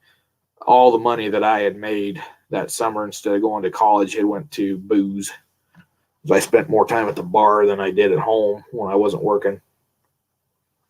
I spent a lot of time at the bar. It was a nice bar too. Anyway, so yeah, I've been up there, and the area I'm going to be at is not too far from the crap hole that they stuck me in for damn near 6 weeks. So I worked for a museum that specialized in dinosaur fossils. And so I was digging fossils out in a little town called Lusk, Wyoming. I ain't gonna give out too many more details, but yeah, they stuck me out there for 6 weeks, 50 miles from Lusk and Newcastle, so about halfway in between the two, and 20 miles on west out in the boondocks. And it wasn't something that I really enjoyed doing. But after that, I went and spent another 6 weeks in Wyoming for field camp up in a little town called Beulah, which is a population of 34. When they're having their annual testicle festival, and that's what it's called, testicle festival. It's in the spring when everybody castrates calves and they all bring the calf testicles in. They have a great big town party. As one of the residents there told me, the town of Beulah is a drinking community with a ranching problem. And I believed it because I think the entire population of Beulah was at the bar Saturday night. But that was another bar I really loved. I really loved the bar in Beulah. Anyway, I spent 6 weeks there in May into June, and I think it was the wettest May and June we had because June, it was the first week of June, we had 3 inches of snow, woke up to 3 inches of snow, and that screwed us up for our field camp thing. And then the following week was 100 degrees, but we was over in South Dakota for that part of it. So yeah, I've spent time in Wyoming, and I really love Wyoming. I really do. So yeah, where I'm going to be at in Fort Laramie is not too terribly far from where I was at when I was in Lusk, about an hour away. So I'm familiar with that part of the country. And like I said, I really love Wyoming. The only thing that turns me off about Wyoming is the same thing that turns me off about South Dakota. It's a cold damn winter. I don't like the winters. I would rather be in Texas in the wintertime. But yeah, I really, really enjoyed my time, the time I spent in Wyoming. And I'm glad I'm going to get to spend some more time there. If I had to choose another state to live in, Wyoming and Texas would be on the list, the top two on the list. Holy crap, Scott, 2 Mile Main Street and 34 Liquor Light. God dang, that's a good sized town. So my hometown where I'm at now, population is about 3,000. There was 2 bars and 2 liquor stores.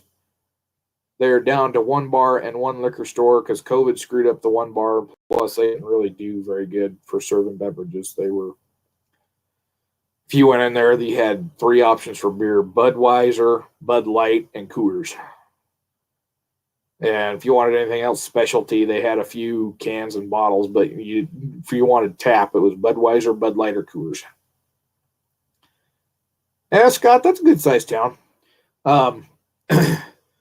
So, yeah, I grew up in a small town. Then I went to Rapid, and I lived in Rapid for a number of years, which, that's when I was there, it was 65,000. I think it's up to about 75,000 now. And Rapid, holy crap. I liked Rapid. It was easier to get around than some of the other big towns that are down here in Colorado, but, it had the big town problem. It just wasn't for me. And then I went and I've worked in a little town called Dupree, South Dakota, which I think the population is like 260 some. And it's got 1 bar and 1 liquor store. And I just didn't go there because that was a good place to get stabbed. So, yeah, I enjoyed living in Dupree. I really did.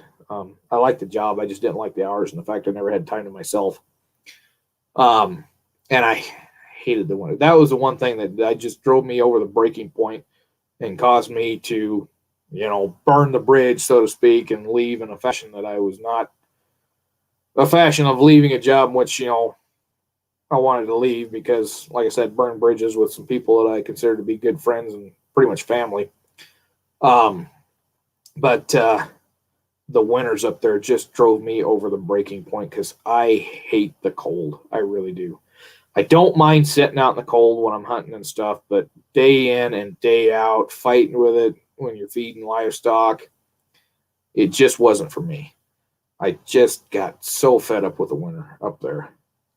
I like my winters down here in Colorado. You get 6 inches of snow, by noon it's gone. Maybe it sticks around 2 days. Up there in South Dakota, it snows 6 inches. It might be there for 2 months. I couldn't take it anymore. Hey, Plowboy's in the house. Hey, Plowboy, how you doing?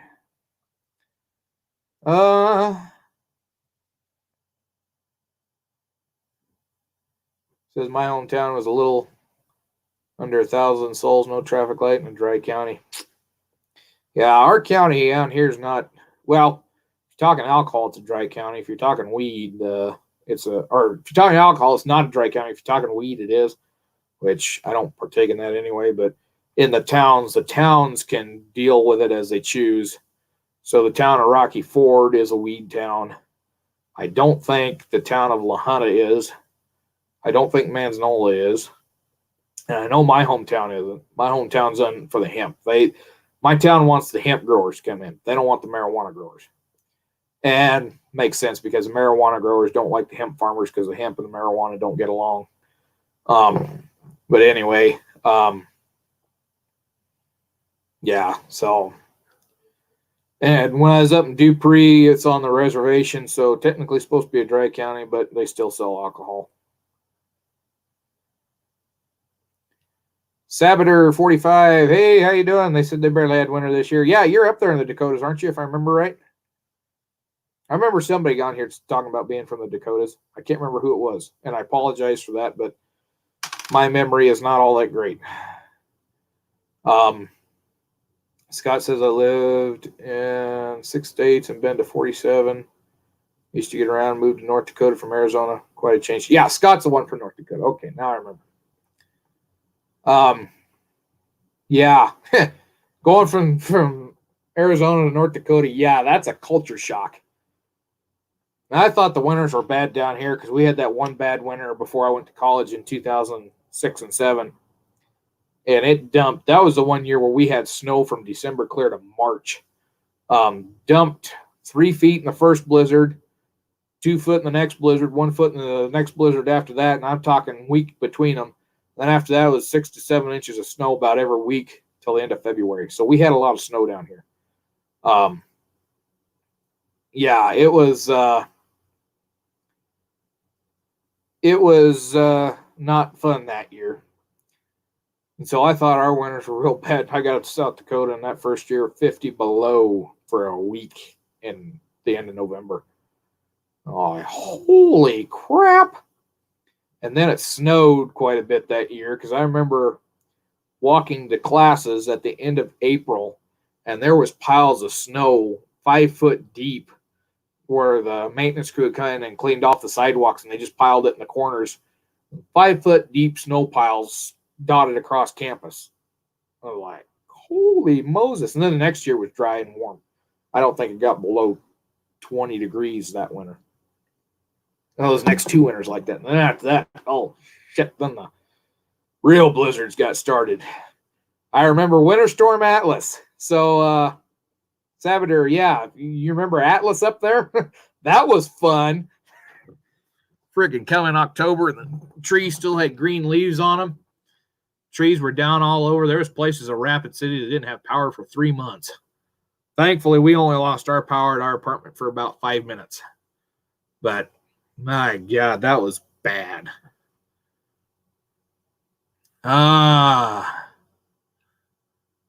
See, I seen 11 Bang commented up here about there. 11 says their hometown has population 49. Yeah, that's a small town. That's almost just what they call a community up in South Dakota. Got 2 churches and 1 beer joint. Well, at least God's outweighing the alcohol.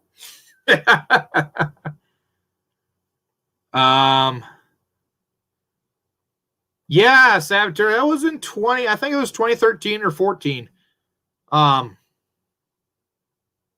It was. I think it was 13. I think that was the first year we'd moved into our apartment. So we'd moved off. Me and my buddies had moved off campus because they pretty much kicked us out for all the freshmen they was bringing in, and we felt lucky, and we got lucky and found an apartment right across the street. And yeah, then Atlas hit. My God, that was bad. No, maybe I was in 14. Because that was the year that I had my.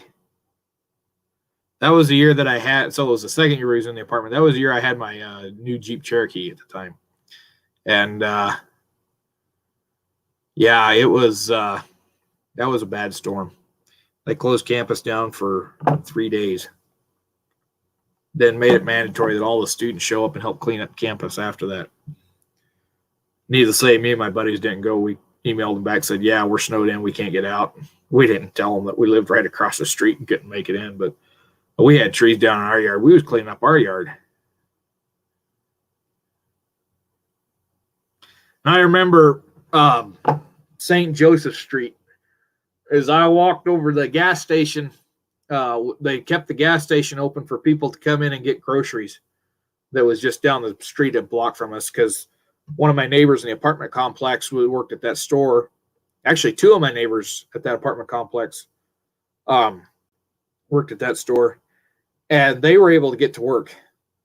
So they kept it open for us college students to be able to go get food, groceries and stuff. And I remember walking over there when the storm was just starting to hit, and there was cars getting stuck on St. Joe. I went over there to check on the lady that night because I hadn't heard a text from her, and her apartment light hadn't come on, so I didn't know if her car got screwed up or if she couldn't get out because she had a little problem walking. So I went to check on over her, and I think there was 40-some cars in the 10 blocks that I could see down St. Joe. I mean, it was crazy. It was so bad they had to bring in front end loaders and dig out the individual cars and tow them out before they could get the streets completely plowed. It was bad. It was real bad.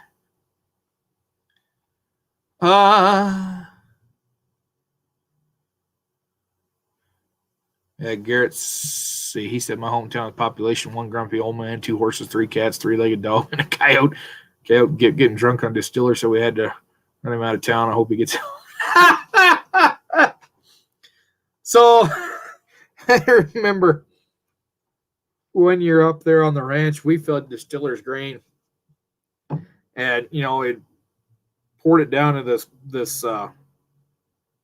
black thing you put under for a grain auger so you can catch it when you probably know what I'm talking about. But anyway, we had that going there, and the damn thing, the distiller's grain auger, if you didn't get it just perfectly closed, it always leaked a little bit of distiller's grain because that stuff's like sand. And I get down there and the snow would get on it and it'd ferment even more. I remember one year when it snowed, all the deer come up because they were eating on the hay bales, so we set a hay bale out for them. Well, I got into that distiller's grain. We went down there, and there was deer that were running in real weird lines and falling over because that stuff had fermented. Oh, that was funny. That was funny that year. But I found as funny as in March, we'd start finding sheds, February and March. And if the deer were moved up, if there was a lot of snow, all I'd have to do is step out the door of the shop, take a look around, and you'd find sheds right around that distiller's bin because they come in there and drop them. I got several little Forkies. I got a really nice mule deer shed off of that. That's another thing I miss about the ranch, and I wished I would have left on better terms because I love going up there and finding sheds all over. There was 2 little canyons that the deer always kind of wintered in, and you would find sheds like crazy, and in the fields too. The boss, if you found a shed in the field, you stopped and picked it up because after the boss had to buy a new tractor tire because he drove over one of them things, $800 tractor tire. He's like, yeah, you see them, you stop, you pick them up. I don't care what you're doing. Said, shut everything down. You stop and pick it up. Don't leave them out there.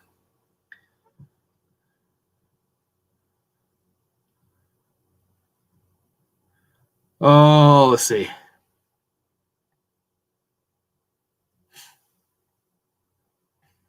Scott says we didn't have a blizzard this year. It was weird. Yeah, we got more snow down here in Colorado, so I think the weather pattern has changed because it seems like when there's snow up in the Dakotas, down here in Colorado, there's nothing.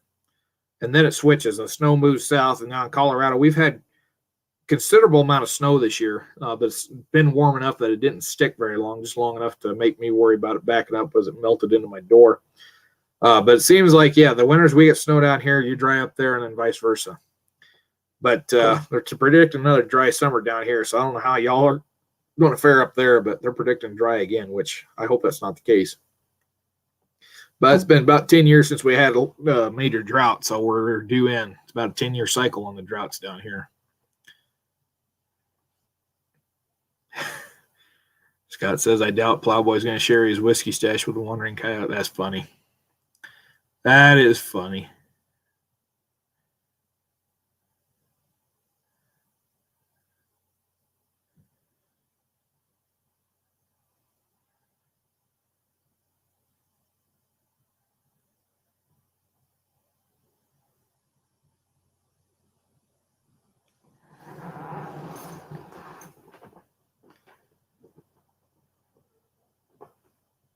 Oh, dog let loose on something out there. So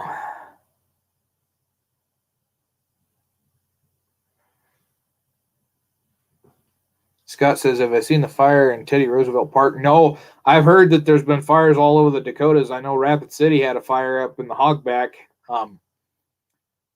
Was it last week, 2 weeks ago? Which that particular hill always seems to get fires on it. So it's M Hill in Rapid. They showed a fire over on that a couple weeks ago. But I've heard that it's pretty bad up there. But I remember when I was in college, M Hill, I don't know how many times that thing burned. And for those of you that aren't familiar, so Rapid City sits right on the edge of the Black Hills. Right where Rapid Creek comes out of the Black Hills.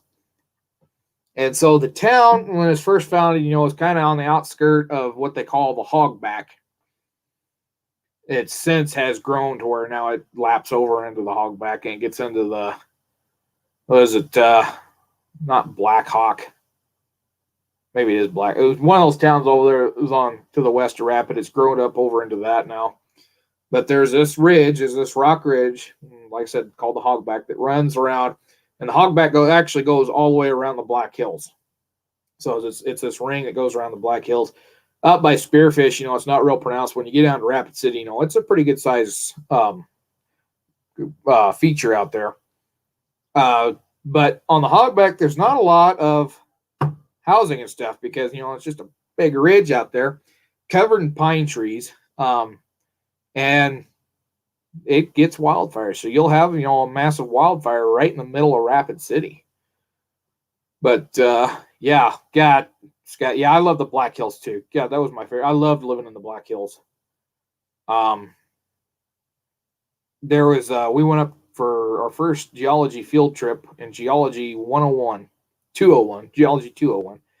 For our first field trip up there, we went up to what they called the hanging tree. So there's this old dead pine tree on top of this hill, and that's where they took people and hung them in Rapid City in the 1800s, whenever they caused problems. And the tree is still there, but we went there and we looked at some of the geology features, and at Hanging Tree, you could really look up and you could see all of Rapid City all the way around.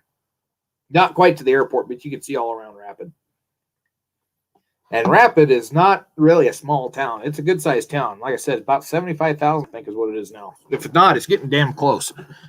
The only downside I had to Rapid was the jail was about 4 or 5 blocks down away from the college. So when I first started going to school there, they had a real bad problem with homeless people, break-ins, this, that, and the other.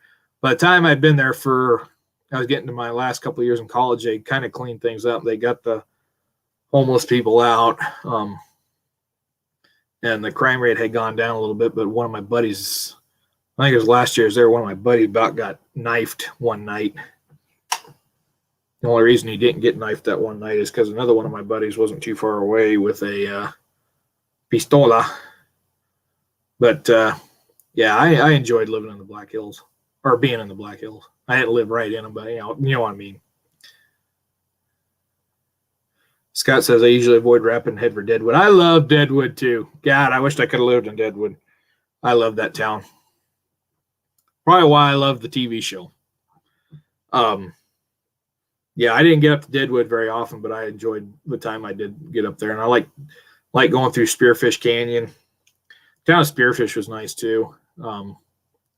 Sturgis was always fun. I never went there during the motorcycle rally, but we go to Sturgis every so often, and I enjoyed that. I enjoyed that little town. And my favorite town of them was Hill City. I really liked Hill City. That was a beautiful town. And Custer, oh God, I'm missing the Black Hills now.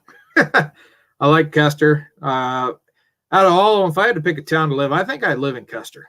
It's just a beautiful place. That or Hill City. Hill City's a good one too. Like I said, I love the Black Hills. I love it all of it. Keystone was a nice little town. I like to go down there go through the shops. Me and my ex-girlfriend from college, we like to go through the shops in Keystone because it wasn't too terrible far away. Yeah, Plowboy. Unfortunately, that tree is beyond that use because I think last time I seen it was about 10 foot tall because the top of it had rotted off, and I think they had some metal posts holding up what was left. But yeah, it was that was real cool history when I was up there. I wish I'd have paid more attention to the history. If you ever get to Rapid, I highly recommend the Journey Museum. That's a wonderful, wonderful museum up there. Just kind of dedicated to the Black Hills in general. Museum of Geology, if you're into rocks and fossils. I worked at the Museum of Geology. It's there on the campus. There's I don't know if they still got the display that I worked on, but me and my best friend from college, we worked on the Ammonite case that was in there and redesigned that.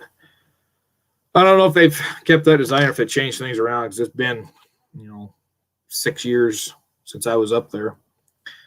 But yeah, that was fun. I don't miss college, but I miss my college days, if that makes sense.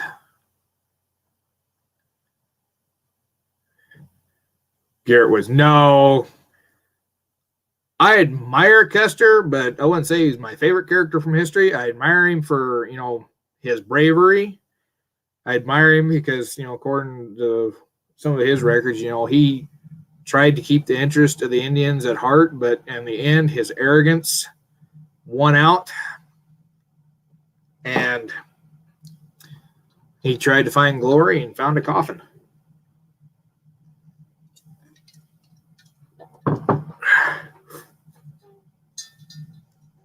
But don't take that as I'm trying to glorify Custer because I think he's still a bastard, but I do have respect for the man. He had a good idea, it just didn't work out. Northwoods Cowboy says there's a little bighorn gun collection in Mitchell. I've been to Mitchell once. I went to the Cabela's there and I bought a fishing rod and a fishing reel. That's the only time I spent in Mitchell. I drove through it one time before at 3 o'clock in the morning. But yeah, that would be fun to go up there. I remember when I was in Rapid, my second to last year, they got the Gary Berghoff collection at the Cabela's there in Rapid.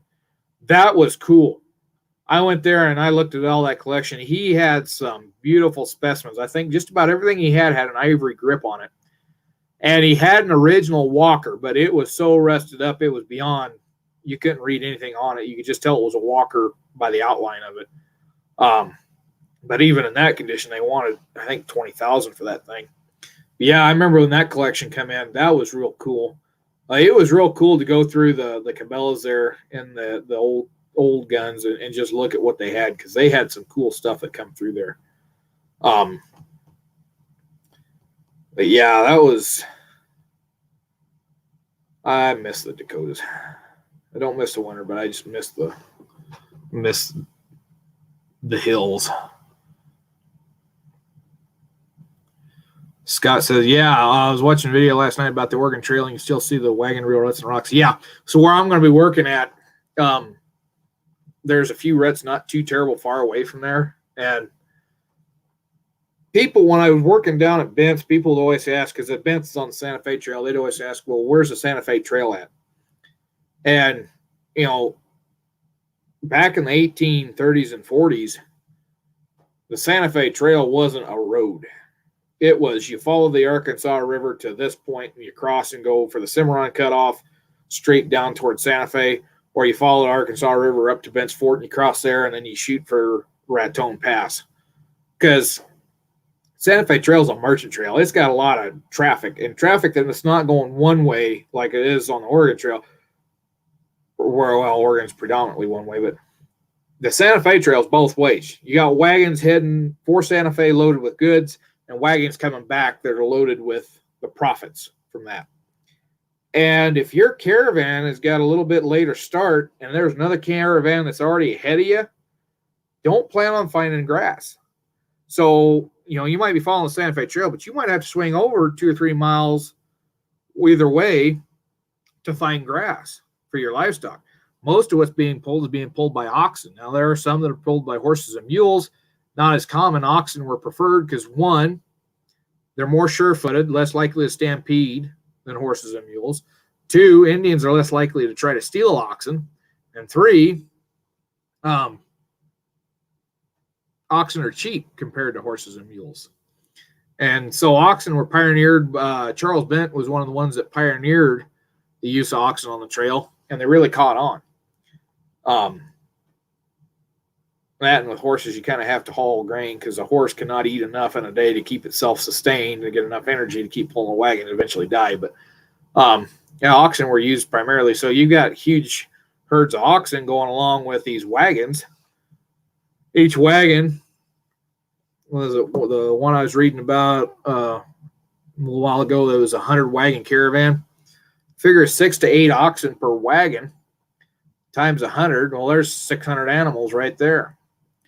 So, and I'm sure this is probably true on the Oregon Trail as well, because if you got groups going out, you're going to have to find grass. So you're going to have to move around.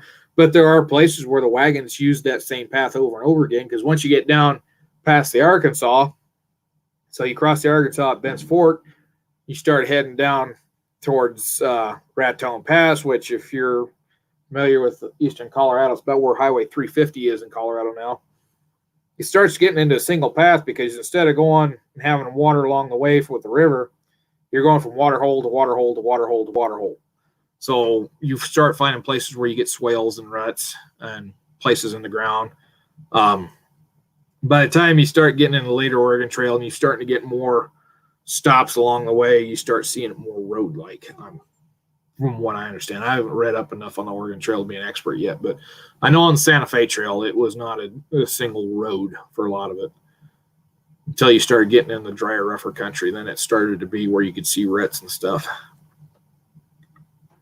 But one thing that Hollywood gets wrong, and this is true on the Santa Fe Trail, I'm sure it's true on the Oregon Trail, Hollywood always shows them wagon trains going out as a single line of wagons. And they always say, circle the wagons when the Indians attack. That didn't happen, because if you got your wagons lined out like that and the Indians decide to attack, if they hit the ones in the front first, by the time you get them turned around to make a circle, the ones in the back, they're still dragging on. They don't know what's going on. And so what they would do is they'd run the wagons in a line 4 abreast, kind of in a square, because it's easier to circle the wagons when they're all tied up together than when they're strung out over 2 miles. So Hollywood gets some things wrong.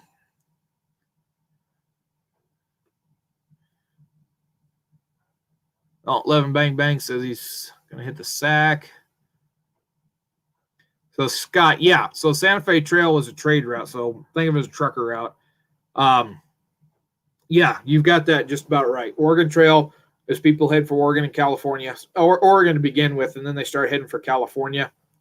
After the Mexican War, California Gold Rush. Then you get the Denver Gold Rush in 1851. People are using that trail to get to Denver. The Santa Fe Trail gets established 1821, and it's just merchants. You don't have a lot of immigrants going down there. Once in a while, you get some that come through that are immigrating to Mexico. Mostly it's merchants heading for Santa Fe, because when Spain was in control of Mexico, Spain had an embargo on the United States. Mexico gets independence 1821. And when Spain was in control, Santa Fe is not a town that gets a lot of supplies because it's way out there. It's way out in the middle of nowhere. That'd be like us having a colony on the moon. So they didn't get a lot of supplies. They wanted to have the American trade. 1821 comes along. Mexico gains independence. A guy by the name of Becknell decides to run a caravan out there with goods to see if it's feasible to run it down. And it's close to 1,000 miles. And this is before Bent's Fort, so this is when they're still going with the Cimarron cutoff. So when you get to about Dodge City in Kansas, right in there along Cimarron River. You cut across and you start out across the long dry haul. Anyway, they started out running merchants and stayed that way up until the end of the Mexican War. And all of a sudden, when you find gold in California, now you got people heading down the Santa Fe Trail that have the idea of getting to California because they can go to Santa Fe and then cut down through Arizona, southern New Mexico, Arizona, and over into California that way. The Oregon Trail, they can go the north route. Either way, it's still a long trek. But in 1849, not only do you have the gold rush, but you also have a cholera outbreak back east, and it comes down the Oregon Trail, comes down the Santa Fe Trail, and it puts the Bents out of business.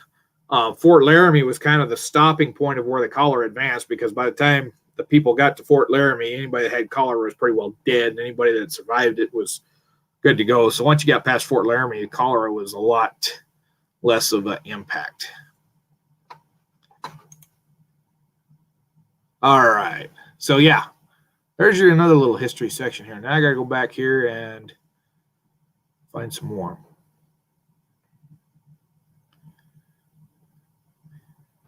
Garrett. So, yeah, I'm going to highlight that comment.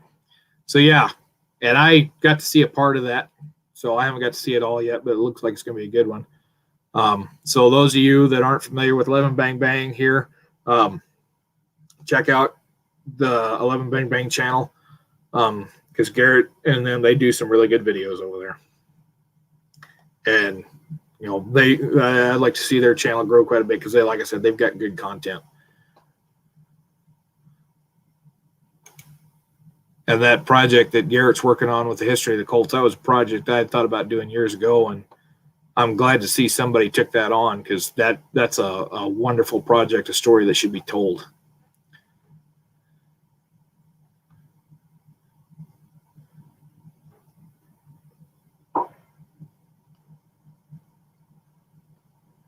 Jay Whiskey said circled wagons were very successfully used by the Boers. I'm not familiar with the Boers, but yeah, if you're going to circle the wagons, like I said, you better to have them all up close together than strung out over 2 miles. Now, up on the Oregon Trail, I'm not sure if they traveled that way, but I know on Santa Fe Trail, they traveled 4 abreast, because in the places where you can still see swales, you can see where there's usually 4 or 5 tracks, swales right in line parallel to one another. Some places it's single, but a lot of places it's 4 at a time. Sabater says, ever read the book called Gunsmoke and Saddle Leather? It barely mentions saddles, but a lot of guns in different areas. I haven't read that one yet. There was another book that's kind of like Packing Iron that I seen one time that was about just cowboy leather in general, not so much the holsters, but it focused more towards the accoutrements and the saddles. I haven't been able to find that book since. I thought it was a companion to Packing Iron, but I tried looking up the author and I couldn't find it. All right. Garrett's out. See ya, Garrett. John Wingate's in. Says, thought trail went through my grandma's pasture. You talking Santa Fe or the Oregon? Because we've discussed both of them here. Scott Grumpy says, I know history pretty well. You're off the top of the head knowledge is impressive. Well, I've only been reading up on the Santa Fe Trail for the last 6 years, so because where I worked at Bent's Fort, that was a stopping point on the Santa Fe Trail. That was basically the point where you crossed over into Mexico. The actual crossing was about 6 miles upriver from that, but there were people, without wagons that would cross the river into Mexico there.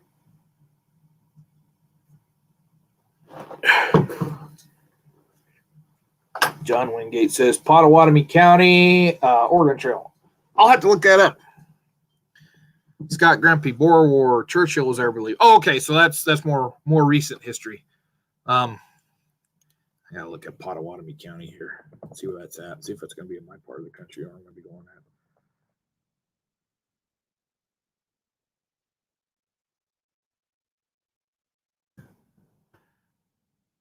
Okay, that's over in Iowa, so Council Bluffs area. Yeah, that's a early start. Yeah, where they're starting Oregon Trail. So yeah, the Santa Fe Trail started in St. Louis. I gotta get scored back up here. Santa Fe Trail started in St. Louis. By the time you get into Bent's Fort period, it's actually at Independence. And then it moves to Westport. And then from there, everything's done in Westport. So steamships bring the goods to Westport. They're loaded on the wagons, but the goods are still coming out of St. Louis. And St. Louis really was the big hub there. I mean, you can get goods up the Mississippi. You can get them overland. It'd be a lot quicker to send them along the coast and then up the Mississippi, but you still had some overland trails that brought goods into St. Louis. Then from St. Louis, you can go up the Missouri and take goods by river all the way up to Fort Union, which Fort Union now up in North Dakota, Montana, right on the state line there. And then you can go overland by route of the Santa Fe Trail, and you come across Kansas there, and then you pick up the Arkansas, what they call the Great Bend of the Arkansas, which was at what they called near Council Grove. And then once you hit the Arkansas, you follow it all the way down to where the Cimarron dumps in, which was called the Cimarron Cutoff. So from there, you jump the river, go all the way to Santa Fe, or you could come the mountain route, or what they also called the wet route, because there was more water available along this route. That was to keep on coming down the Arkansas till you hit Bent's Fort, and then you shot off across down to the Raton Pass. The only problem is that the Cimarron Cutoff route is quicker. It's flat. It's almost all flat all the way. But you got to deal with Indians. There's less water available. That's where, God dang it, the famous mountain man. Smith. What the heck's his first name? Anyway, it's where he gets whacked off in 1834. Jedediah Smith. He gets killed down somewhere on the Cimarron Cutoff. Mountain route, like I said, you got more water, but once you get to the Raton Pass, you really start having problems getting with the travel, because nobody's there to maintain the roads. You get a bad rainstorm, there may be rocks, boulders, trees growed up in the trail, and so once you get to the Raton, things really would slow down. So it'd take about the same time to get somewhere, because the mountain route was a little bit shorter from Bent's Fort, but you had to deal with that Raton Pass. So, and if I remember right, Susan McGoffin, I think it was, talked about they went down through the Raton Pass with their wagons, and on the plains, average about 10 miles a day, but on a good day, you might make 18. Bad day, you might make 8, but average is about 10. Once you get down there to the Raton Pass, then it's like a mile, 2 miles a day. She talked about, they stopped at one point and made camp for the night, and you could still see the campfire smoldering from the night before, see the smoke from it.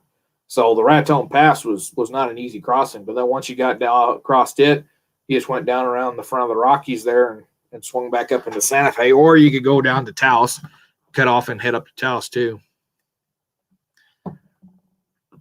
And then later during the Gold Rush days, so just a few years after 1849 when Bent goes out of business, you get the Denver Gold Rush. People come down the Santa Fe Trail right past Bent's Fort, they go up, hit the Rockies, up around Fountain and Cherry Creek, and then head north. So, yeah, lots of history out here in this part of the West.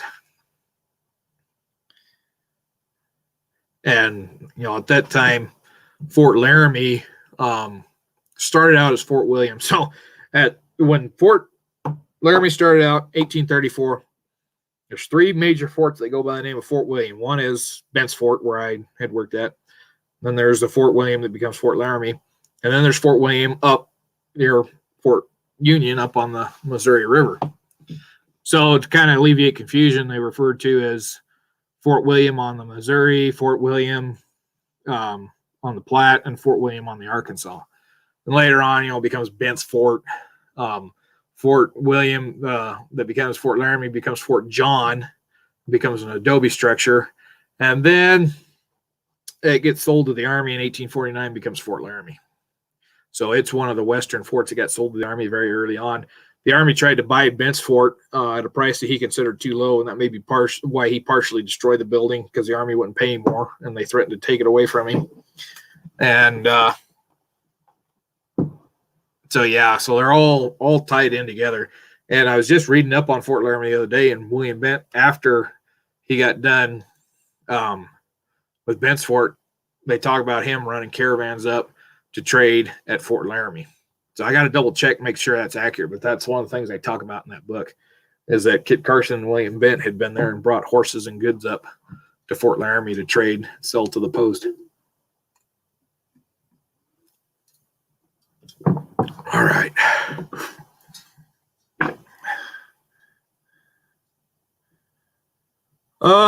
Saboteur, do you ever think a family tried to go on the Santa Fe Trail but got mixed up and ended up on the Oregon Trail? I wouldn't think so. Because if you're traveling by yourself, you're already in trouble.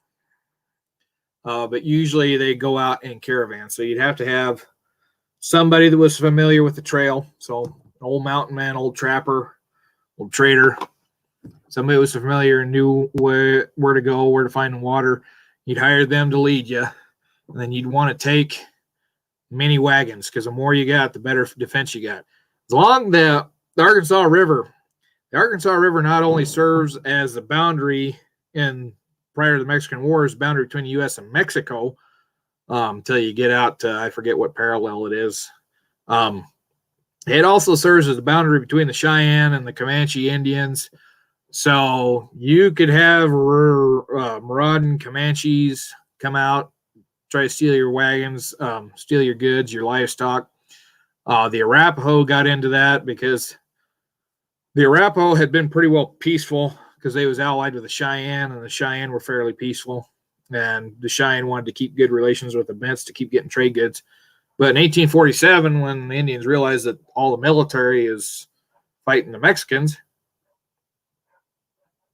and there's nobody really there to protect the trail, Arapahos just go all out. And the Cheyenne get pretty much told, if you start that raid and stuff, we're not trading with you anymore. So the Cheyenne maintain peace, but the Arapaho, Pawnee, Comanches, Kiowas, they're all out there raiding wagons, attacking wagons in 47. So yeah, if you're traveling by yourself, your only ass going to be wiped out.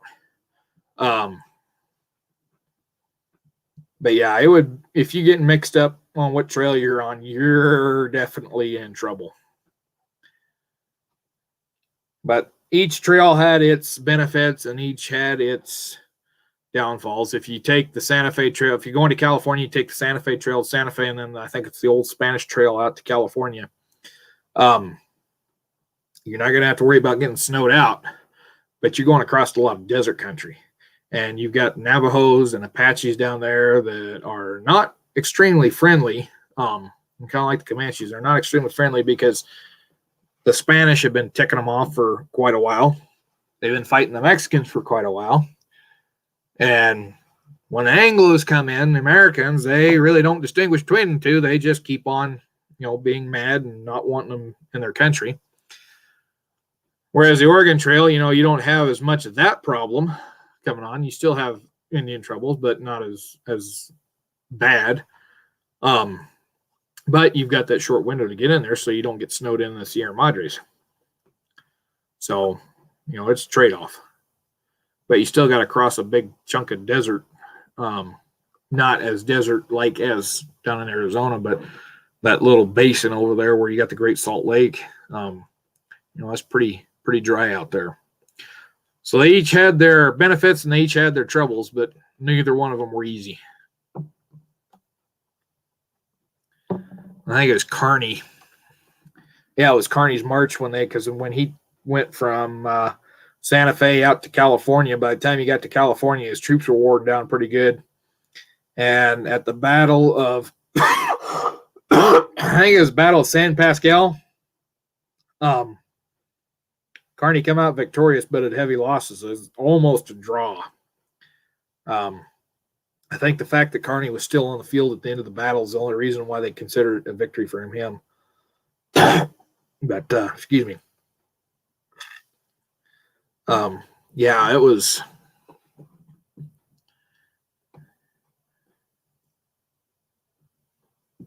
There are lots of history out there. You just got to spend time reading it. And I read so much of it, I can't keep track of what's what.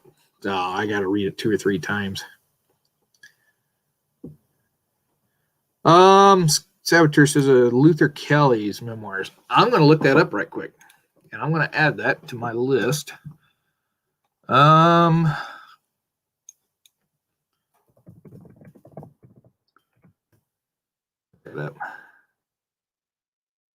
Okay, Luther Kelly, yeah. Oh, Yellowstone Kelly. Okay, duh. Must be late because my brain ain't functioning. It is about 10:30. We've only been going for about 2.5 hours here. So yeah, I'll read up on that. I found another one I was going to read up on. It's on my list. It's about a guy that scouted for Custer and them. I can't remember what his name was now. But he wound up scouting for I can't remember who the hell it was now. It was a crook, the one that went after the Sioux after the Custer battle and did them in at Slim Buttes. All right. I'm going to take a quick break here because I've got to run to the latrine. I will be right back, and then we're probably going to start looking at shutting this down here. So give me just a quick second.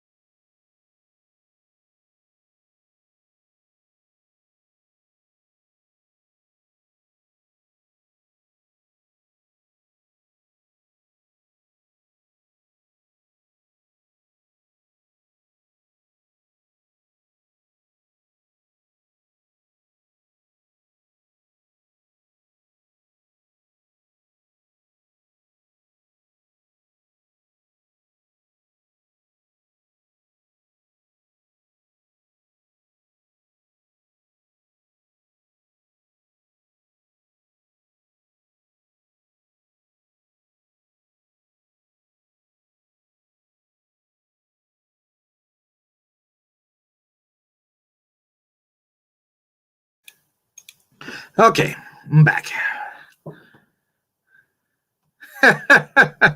Plowboy says Jeopardy theme plays softly.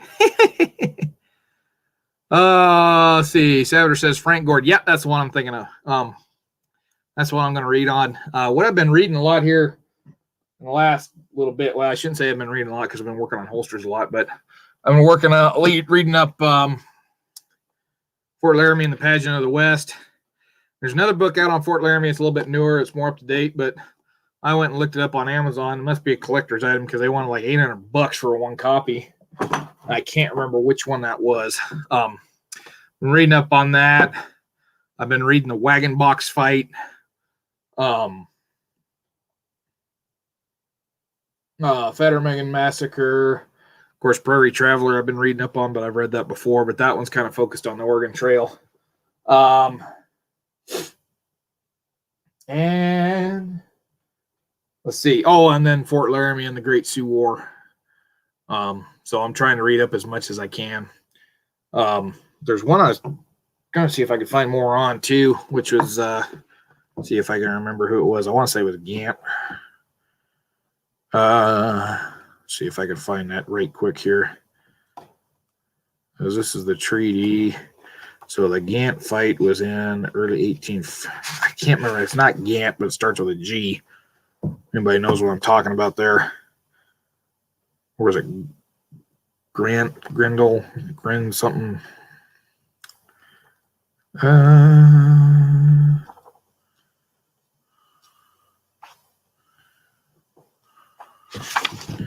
Okay. Because it was the kind of like the Fetterman Massacre. This guy was bragging about how he could go out and it's the one that starts the Indian War. So it's one where the cow gets stolen or supposedly gets stolen by the Indians. The Indians try to pay for it. Garnett. That's the one I'm thinking of. The Garnett incident. I don't know how the hell I got Garnett, because Gant was the guy that ran the fort that was in competition with Bent's Fort for a couple of years, and then that wound up turning into little trading post of El Pueblo. No, it wasn't that one either. It was Grattan. Okay, now I'm squared away. Now I know who I'm talking about. The Grattan Massacre. So yeah, that was the one where that kind of starts the beginning of the Indian Wars. Because yeah, Grattan was kind of a cocky little turd. But yeah, so if you're interested in the history of Fort Laramie, this is a pretty good one. It's called Fort Laramie and the Pageant of the West, and it talks about it from the start to the end. But yeah, I've been reading up on that one. Wagon Box Fight, like I said, Fetterman Massacre. The thing of it is, I read all these books at the same time, and then I kind of get confused at what I'm reading. And then I've got freaking library over here, but it ain't as much as compared to some of the history guys I know, but it's still probably more than the average person. In fact, I'm running out of bookshelf space. But yeah, it's say 99% of what I got deals with the West, and probably a third of that deals with Texas, third of that deals with the Santa Fe Trail, and the other third is just Western history in general. And there's a couple books that I got that aren't on that. I got one book, The Man Eaters of Tsavo. So if you've seen Ghost in the Darkness, I got the book on that. I've been trying to read. Yeah, Saboteur, I've been to the Museum of the Fur Trade. So I went there. It was when I first started working at Bent's Fort. I went up there. And by the way, pardon the mess back here. Like I said, I'm trying to pack, clean house, do holsters, and all this other stuff too. So my house is a mess. But yeah, I was there. I didn't get to stay long. I was there for about an hour, which I could have spent a freaking entire day in that building. There was a big thunderstorm coming out of the Black Hills. And they said it had been producing tornadoes, and they was in a tornado watch in Chadron there. And so I decided, being I had to get on up to Rapid City, I decided to try to leave and get around that storm. And it passed to the north, so I could have stayed there a little longer. But yeah, I got to go in. I got to see the dugout. Got to walk through it a little bit. You just basically walk in, and for a trading post that did as much business as it did, it wasn't a very big operation. It's just a dugout. I think I could probably fit the whole thing into this part of my house, which is the bedroom, to the window over here, which is basically a one-car garage. Not a very big operation. But that guy, yeah, he traded clear up into the Indian Wars, because the thing that put him out of business is he was trading guns to the Indians, and the soldiers come and run him out. But yeah, I've been there. I want to get back. The problem is every time I come through Chadron, it was always in the wintertime when that place was closed. So I never had time to stop in and look. Or I was on my way up to Rapid, and I just didn't have time to stop in and look. But one of these days, I'll get back up there. I'm probably going to get back up there while I'm up in Fort Laramie, because I'm only going to be about 2.5 hours away from it. And I want to get back to Fort Robinson. So I've been to Fort Robinson once. We went there to see the little museum where they had the two mammoths that had gotten a fight and died and killed a coyote in the process. I was there to see that, and then we kind of walked around a little bit, seeing they was running a stagecoach there, but I was only there for about an hour. Then we turned around and had to go back. I was doing volunteer work with the Forest Service that time. We just went for a little break, but I was working up with them at Toadstool Geologic Park, which is run by the Forest Service, which that's a nice place to hike if you want to go. That's a real nice little place to hike. But yeah, and then not too far away from there is Agate Fossil Beds National Monument. I think it's national. Yeah, it's still a national monument. I think it's the least visited part of the Park Service in the U.S. They've got a museum out there with Red Cloud's gear. I had put into work out there one year for winter seasonal, and I wound up not doing it. So I haven't seen a position posted for that for a while. So I imagine their budget got cut and they can't hire anybody. But yeah, that's another one I'd like to get to. The problem of it is it's way out in the middle of nowhere. I've heard a lot of people tell me that Bent's Fort was out in the middle of nowhere, and it's 6 miles from the nearest town. It's on a highway that's not really heavily used, and you have to kind of go out of your way to get there. But agate fossil beds, you got to go up to Scotts Bluff and then head for Crawford on Highway 71. You get the turnoff, and then it's several miles way back in there. It's way out in there. Yeah, Scott. Yeah, it's cool. Yeah, when they dug those mammoths out, they found a coyote underneath them that had died. So I imagine the coyote was imagining he was going to get a free meal, and got lazy and got in the way. But yeah, I like to get back to Fort Robinson. I want to go up and see Fort Fetterman, Fort Casper. I don't know Fort Phil Kearny, if there's anything there or not. I'd like to go over and see that. Get back over to Scotts Bluff, because Scotts Bluff's not too far away. I've never been to the monument there. I haven't been to Chimney Rock. I drove past it one day, and I could see it off in the distance about 20 miles away. I was coming down 385 through Alliance. So I kind of seen it there, but I never got over to it. I'd like to get over there and take a look. But, yeah, I'll probably do that this summer if I get a chance.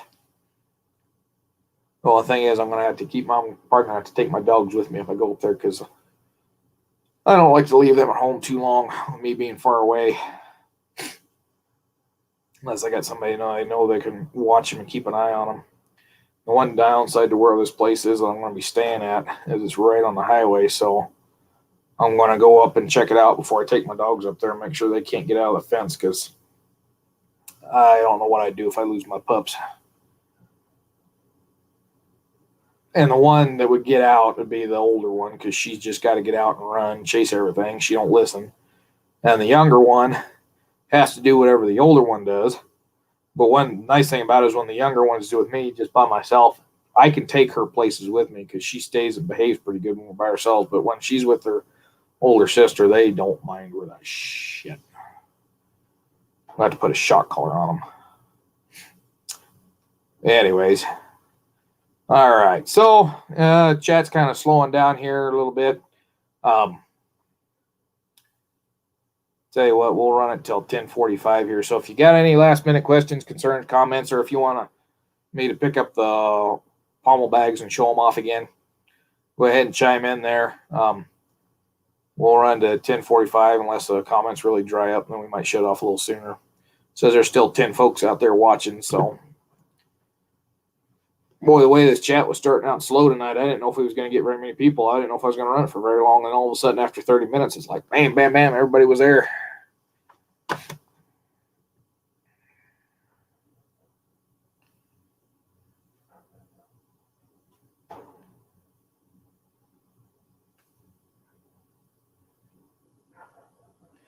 All right. Savitor says, let's see him. All right.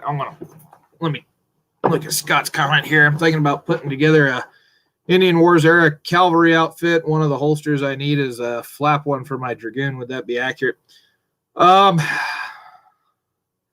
know there was flap holsters for Dragoons, but to be honest with you, I don't know what the regulation was for. I know that the Dragoons carried 2 revolvers, and from what I remember, they talked about there was 1 revolver on the saddle and 1 revolver on the soldier, but I'm not sure what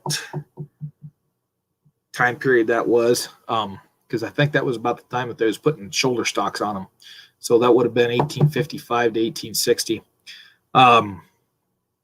So I don't remember, but I imagine if it's a military holster, it would definitely have a flap, because just about every military holster you look at has a flap on it if it's regulation. Plowboy, that's a good one. Oh. First thing I come into is 2 mammoths falling on you, definitely kill you.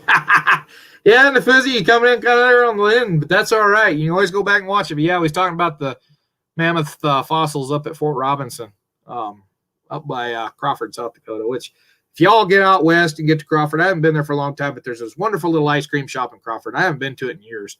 But yeah, wonderful little ice cream shop there right off the main drag. So it's, if it's still there, still operation, that's definitely a good place to stop in. But yeah, I'll look into that, Scott, and see if I can remember to do that. I'll look into that and see. But by the time the Indian Wars start to really get going in the 1860s, you're starting to look at just your regular belt holster with 1860 Army in it. But I'll look that up and see. That would be what the Dragoons were carrying. Because yeah, it won't be cavalry in the 1850s. It would be Dragoons. If you're wanting to use a Dragoon revolver, and you'd want a 3rd model, and you'd want a pair if you're going to have the saddle outfit with it.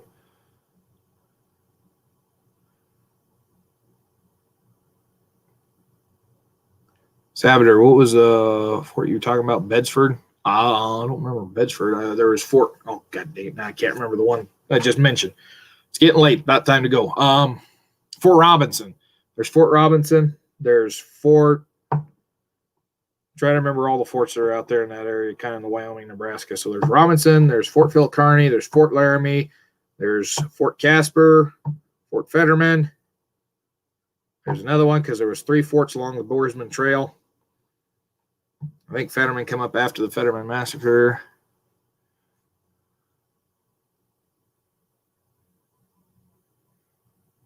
Sky Grumpy says, thank you. If it's close, I'll do it. I don't think I want to buy an 1860 Army, but that can change with this hobby. Yeah. And finding an 1860 Army right now is going to be hard. I think the only one that Midway had in stock was a civilian with a brass frame, or a brass grip frame, not the brass frame.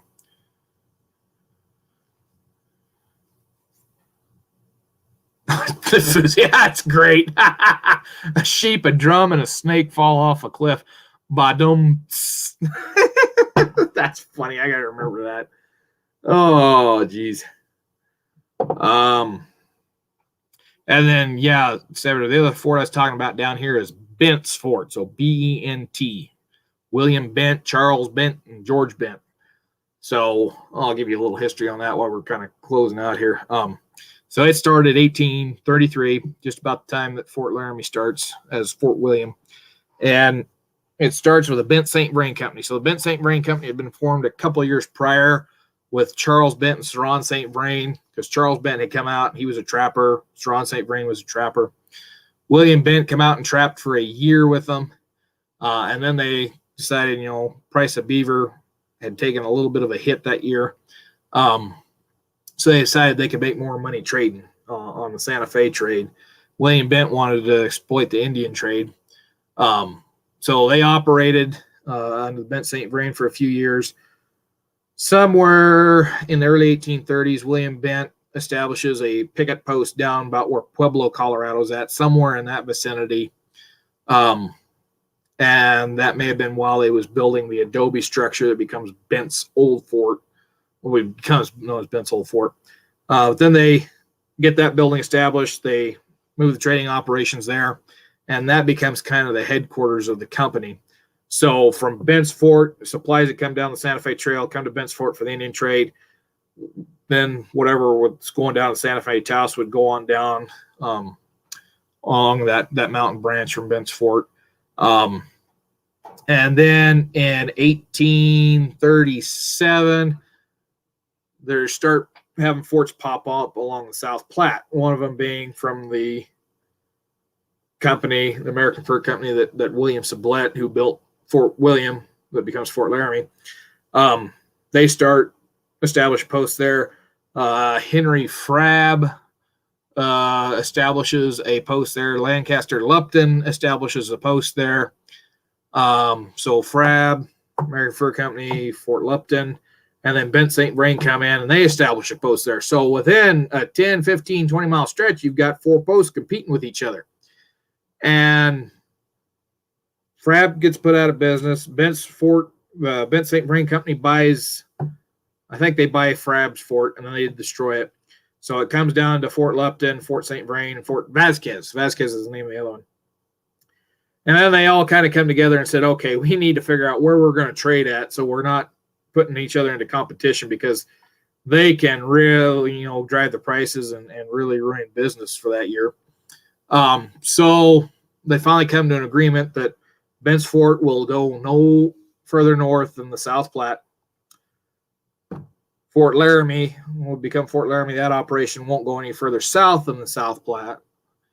And, the Missouri competition is too far north for Bent St. Vrain to really worry about. So that's why you get three, what I call trading empires. And, some historians might agree with me on that statement. But you got the Bent St. Vrain Company that dominates the Santa Fe trade. You've got Fort Laramie, which dominates the Indian trade in the North Platte region. You've got Fort Union, which dominates the Missouri River region. And so they operate together, and the two of them go out of business about the same time. Bent's Fort goes out of business in 49, and there's a lot of things that led up to that. The final nail in the coffin was the cholera outbreak that puts them out of business, but they were looking at going out of business beforehand because they were trying to sell to the Army. And then Fort Laramie gets sold to the Army, becomes Fort Laramie in 49. So in 49, that's really when you see the trading posts decline. And a lot of that played into the decline in the buffalo as well. So when you figure, both Fort Laramie and Bent's Fort established about the same year, 1833 and 1834. And each one of those is trading multiple thousand buffalo robes a year. And so I think the average said that what was getting sent back east was about 100,000 buffalo robes a year. And the Indians are out there and they learn to hunt them not for meat, but for money, because those buffalo robes are money. And that's what dominates the trade by the 1840s is buffalo robes. Beaver kind of dies out in 1840. Even before that, 1838 is the last, or is it 37? Somewhere in there, beaver takes a plummet. My years, I can't remember. And so buffalo robes become the dominant trade. Indians start killing them for the hides because they realize, hey, these are money. So even though the Indians are the ones that started killing them on mass scale, it was still driven by the whites because we were providing them the trade goods that gave them the incentive to go out and do that. So you start seeing an increased pressure on buffalo, the hunting on the buffalo, not to mention that these posts need to hunt buffalo for their sustenance. And Plowboy signing off. Night, Plowboy. So you start putting pressure on these buffalo. You do that for 16 years. All of a sudden, within 10 years, in 1842, I'm pretty sure it's 42, you have what's known as the starvation winter because the buffalo have just moved back east. They've moved into Kansas and Nebraska. And the trade in the buffalo robes declines. So in 1840, Bent St. Vrain Company sends 15,000 buffalo robes back east. In 1841, they only send, I think, half of that, if I remember right, 7,000. And in 1842, they send 2,000 buffalo robes, and that's one winter's trading. So to go from 15,000 to 2,000 in 2 years, that's a major economic hit. The Indians start complaining, and this is when the Arapaho start kind of getting ticked off at the Americans being out there, because they see what's coming. They see that the buffalo are being driven out. And the Cheyenne are saying they're having to go further and further east to find buffalo. And you really start to see the decline then. And with Bent's Fort, in 1840, is it 42? Brother Robert dies, and I don't think he was part of the company. I think he was working out there, but I don't think he was a business partner. He's the first one to die. And then in 1846, you have the war with Mexico comes on. That puts strain on relations with the Indian tribes. In 47, the Indians start raiding the Santa Fe trails we talked about a little bit earlier here. And then in 1847 at Bent's Fort, you have three tragic events that play a major toll on William Bent. Okay, because Brother Charles gets murdered in Taos in January of 47 because he was on the Santa Fe end of the trade, where William Bent was on the Indian trade. So Santa Fe trade, William Bent gets appointed as a governor when Kearny takes over New Mexico. They get fed up with him pretty quick because the Americans come in and said, all right, Mexico has abandoned Santa Fe. They have not taken care of the Indian issue. They've not taken care of you. You've been getting your trade goods from America. We're going to come in. We're going to give you protection. We're going to stop all these Indian raids. We're going to give you a better life.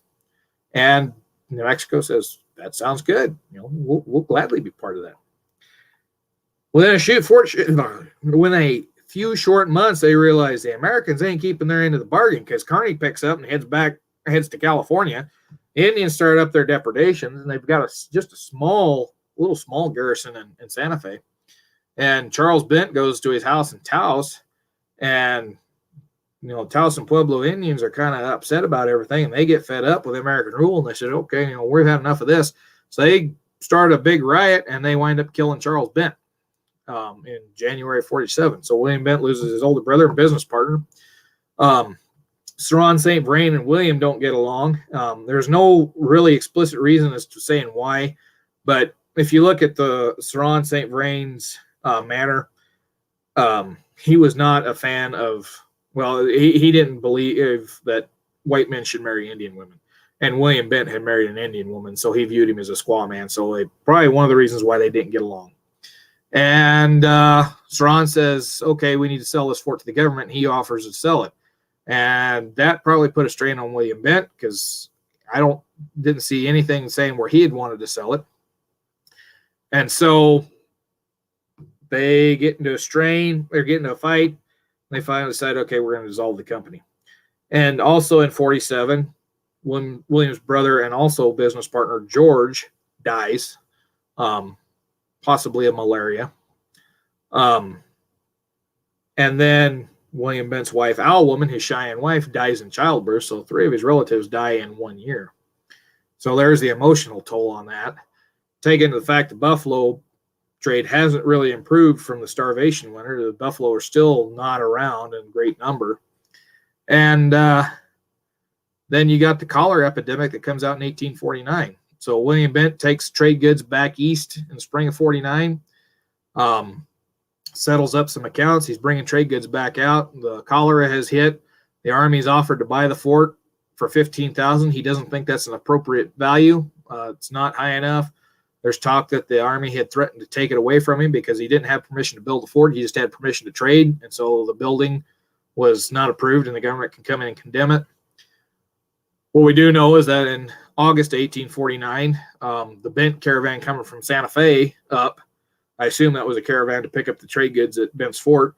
When they're 2 days out, they say they hear a boom and see a column of smoke coming from where the fort should be. And when they get there, partially destroyed. So the question arises, did William Bent blow it up to keep the Army from using it? Did he blow it up to keep the Indians from using it or other traders?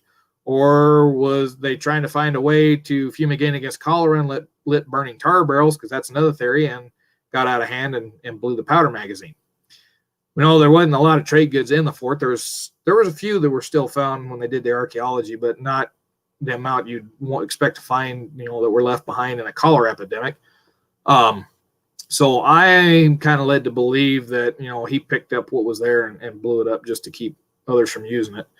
But then he kept on trading, doing stuff with the Santa Fe trade, and kind of focused on running caravans down there. And like I said, there was that one reference in that Fort Laramie book where it says I think it was 51, he takes trade goods and horses and stuff up to Fort Laramie to trade. And I know in 52 or 53, Uncle Dick Wooten talks about having a competition with him, a race to Santa Fe, because Uncle Dick Wooten at that point is running his own caravans to Santa Fe.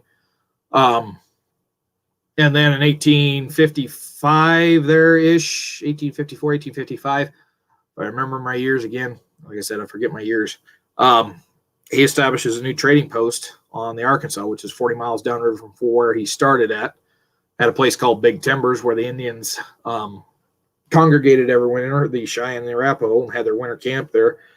And he tried to get back into the Indian trade, and it wasn't successful. He only ran it for about 5 years, and then the Army come in and said, we'd like to build a fort out here. And he said, okay. He said, I'll sell you the building. He said, I'll lease you the building. And so the Army agreed. They built what started out as Fort Wise, which was built about a mile below or upriver from Bent's New Fort. And they used Bent's New Fort as their quartermasters. And after 2 years of the Army not paying the lease, William Bent went to him and said, okay, he says, here's the deal. You haven't paid your lease, and you need to either pay me what you owe me or you need to buy the building.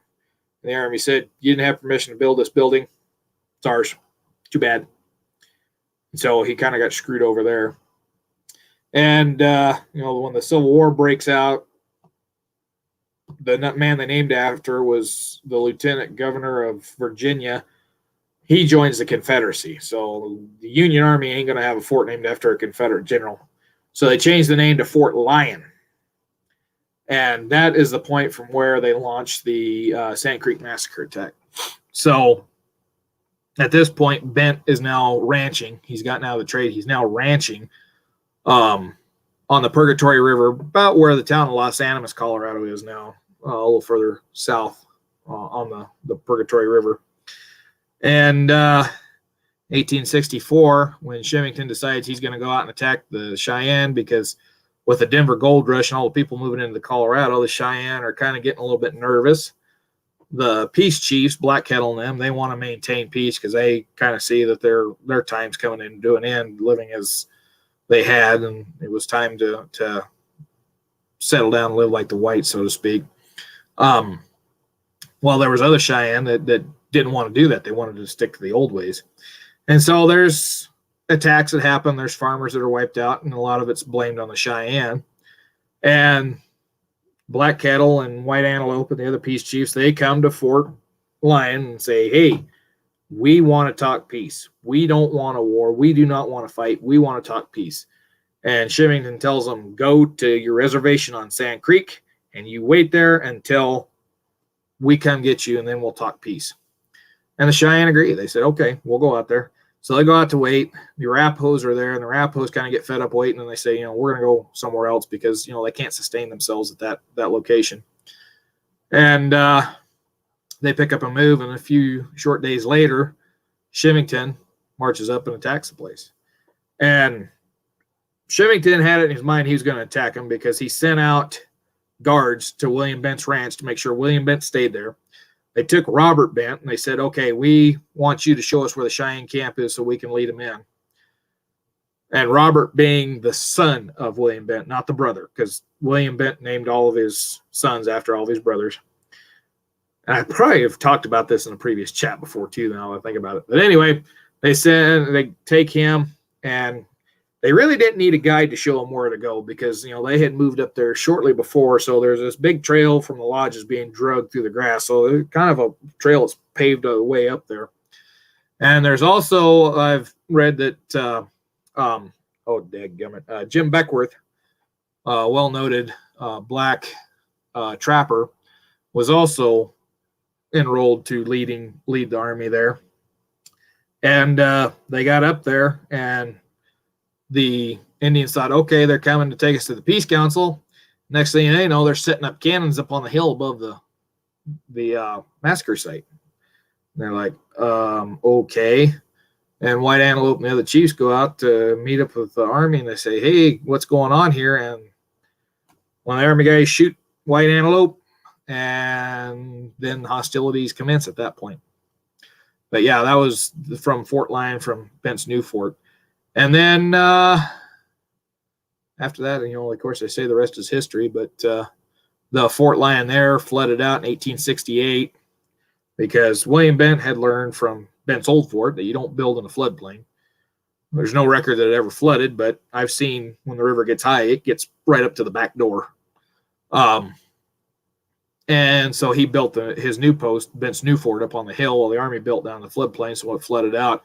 So then they picked up and they moved it about 30 miles to the west to where the current Fort Lyon is now. And unfortunately, that's not open to the public. The buildings are all still there because it was in operation up into the 20th century. But currently, it's the rehabilitation center, state rehabilitation center for people that have problems with drugs and alcohol. It got turned over to the state when they closed it down as a fort, and it was used as a state mental asylum. And then it became the state prison hospital. And I was a little kid when they were still operating it as that. And then they decided, it wasn't worth keeping open. So they shut it down and they decided to turn it into a rehabilitation center. So now it's a rehab center. And there's some people there that will probably never leave because they've had drugs to the point where they aren't back to normal. They probably never will get back to normal. All I can say is if you ever think about doing hard drugs, just go there and look at what people are living there and see what has happened to them from that. And that's the greatest deterrent you could ever have. But they do help a lot of folks as well. I've talked with people that went down there that have had alcohol problems, and they said that was the greatest thing that ever happened to them because they've helped them get back out and get back into society. I talked with one guy that come down to Bensport. I talked to him for a good long while, and he said, it was that place got him back on his feet. There was another guy there that he always brought the residents that will never leave. He'd bring them over for little trips and bring them to the fort and let them look around and stuff. But fortunately, he got pancreatic cancer and passed. And I was really sad to see that, to hear about that. But he had started out there as one of the residents, and he had problems, and they got him turned around, and he wound up working there. He did a lot of good things, and it was really sad for him to go. But anyways, I'm going to go back and read through the comments here because I went over past what I said I was going to, so we're going to shut it down at 11. So it'll be another 3-hour chat. So let's see. I don't think there's too many chats here that I've missed. Seeing if Foodie said I want to go down to Louisiana and go after Nutri rats with a suppressed 22. I'd rather do that over buffalo and beaver if I could get paid for it. Yeah, Nutri is actually one of the things that put beaver out of business back in the day because once they found Nutri in South America and realized that Nutria hair and beaver hair are very similar when making hats in their properties, they said they started using them, and that's one of the things that dropped the price of beaver down. In fact, that's how they got into Louisiana, as they were imported for their fur. Scott says, yeah, buffalo up here now is a very shallow gene pool. You have to watch breeding closely. Yeah, and the way I understand it, there's no genetically pure bison anymore. They've all got a little bit of regular cattle in them. Scott says, I wonder what the Indian culture would be like now if we could have honored those treaties. The treaties wouldn't have lasted that long. By the time of the 19th century, they would have been pretty much assimilated in. Because if you look at the 1868 Fort Laramie Treaty, if we'd honored that treaty, they still would have had the same thing happen because that treaty says for as long as the game abounds. Well, the game didn't abound that long. Of course, we hunted the buffalo out a lot in the 1870s. And even before that, there was a lot of buffalo that were hunted out. But with the amount of people that were moving into the West, those treaties wouldn't have been honored. And, the Indians say that, the whites didn't honor the treaties, but there's also records that the Indians didn't honor the treaties either, because one of the things in one of them, I don't remember if it was the Treaty of 51 or the Treaty of 68, but that treaty said that the Indians were not to fight amongst each other anymore, and within a year, they had went back to their intertribal wars. So it was a bit of both, but the Indians got the crap into the deal. But that's the way history goes. Nations are conquered and nations are fall. Won't be long and that same story might happen to us. Nafuzi, I wonder what would happen if they had PSE compound bows. I don't know. Indian bow is a lot simpler than a PSE bow. And you know what? Some of them Indian bows, too, are more powerful or just as powerful as some of those compounds. And some of them things are short, too. John Wingate says, hey, can you make a holster for an old pair of boots? Yeah, it's possible. Because my grandfather did that. He took a pair of boots and made a little 22 holster. But, yeah, you could take... I'll take my boot off here. You already got the fold there. Just sit your gun in and cut your pattern out here. Just stitch it together. Put a belt loop in it. Grandpa cut one. Like I said, he cut one out for his 22 revolver out of a pair of boots.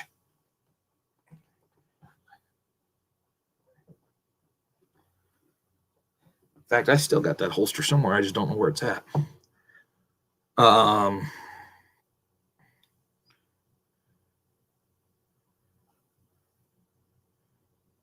Yeah, Saboteur. That's the one I'm referring to. Yeah, that one was short-lived. The Fort Laramie Treaty of 51, which that one gets a bit of a misnomer because the treaty didn't actually take place at Fort Laramie. It was organized at Fort Laramie. And that was organized by a guy that had played around down at Bent's Fort. His name was Thomas Fitzpatrick. The Indians called him Broken Hand because when he was a trapper, the story that I've read says that he was being chased by the Blackfeet, and he jumped in the Yellowstone River, and in the process was also trying to pull either his pistol from his belt or his rifle from a boot that was on the saddle horn.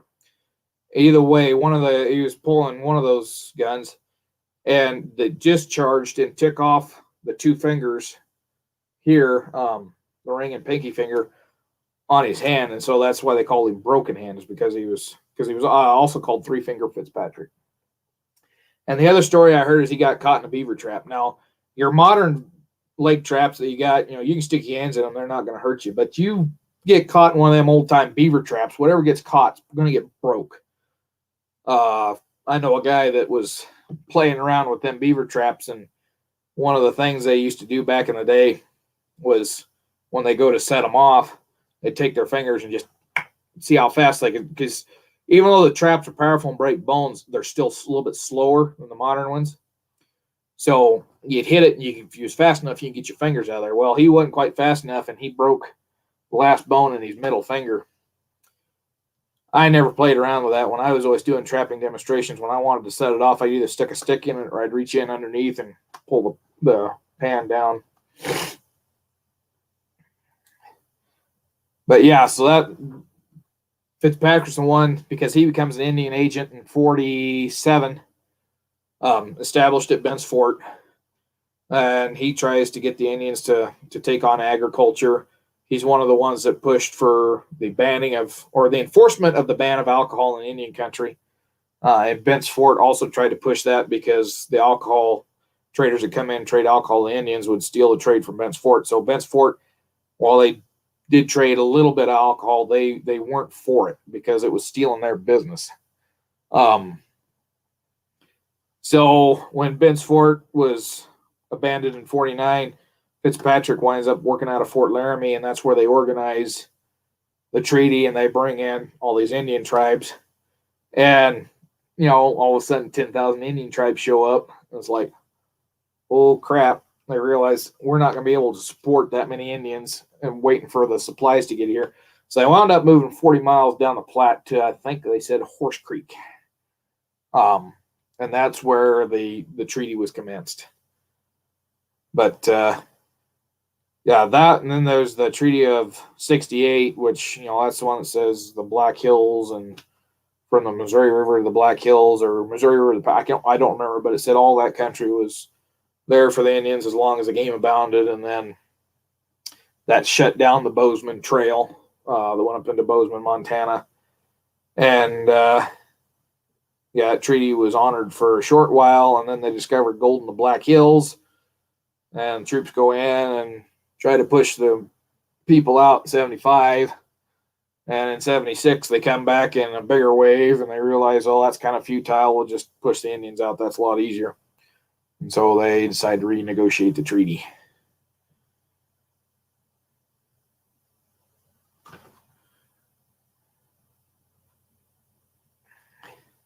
Scott Grumpy says, sounds like that old baseball player named Three Finger Mordecai Brown. Yeah, I bet he didn't get his shot off while trying to evade being killed by the Blackfeet. Yeah, he was a big part. Broken Hand Fitzpatrick was a big part in the Western history. Bent's Fort, Fort Laramie. Another trader that was at Bent's Fort that partook in the Fort Laramie Treaty was John Smith. He was the big trader with the Cheyenne for Bent's Fort. And he was also the interpreter for the Cheyenne at the 51 Treaty. Lots of history. And everything ties into each other in some shape, way, or form. Like I said, Fort Laramie's tied to Bent's Fort through Fitzpatrick, through William Bent going up there and trading 51, with John Smith. And then the fact that they competed with each other along the South Platte. It all ties in together out there.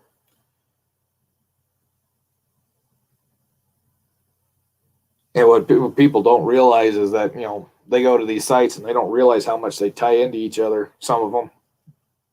When you start reading the books, though, and find out, it's like, oh, wow.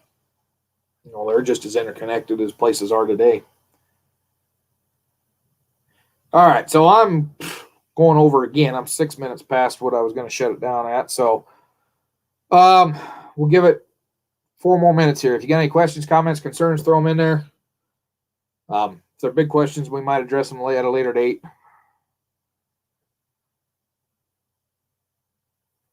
Oh, Scott, you're never too old to learn.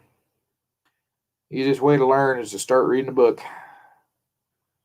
And whenever you think you've learned enough and know enough about a subject, go pick up another book, because somebody will eventually ask you a question you don't know the answer to. That's why I keep going, keep reading. Try to keep doing my best. Like after I'd worked down at Bent's Fort for about 3 years, I thought I'd known enough to get me by, and then somebody come in and asked me a question I didn't know the answer to. Guess what? Back to the books, boys and girls.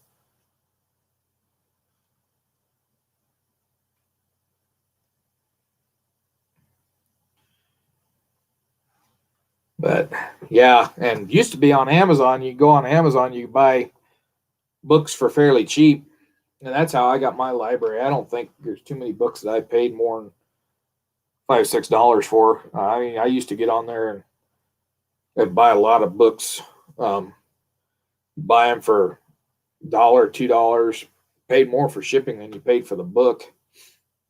Although there's a few of those books over there that cost a pretty penny. Some of them that deal with the Colt guns.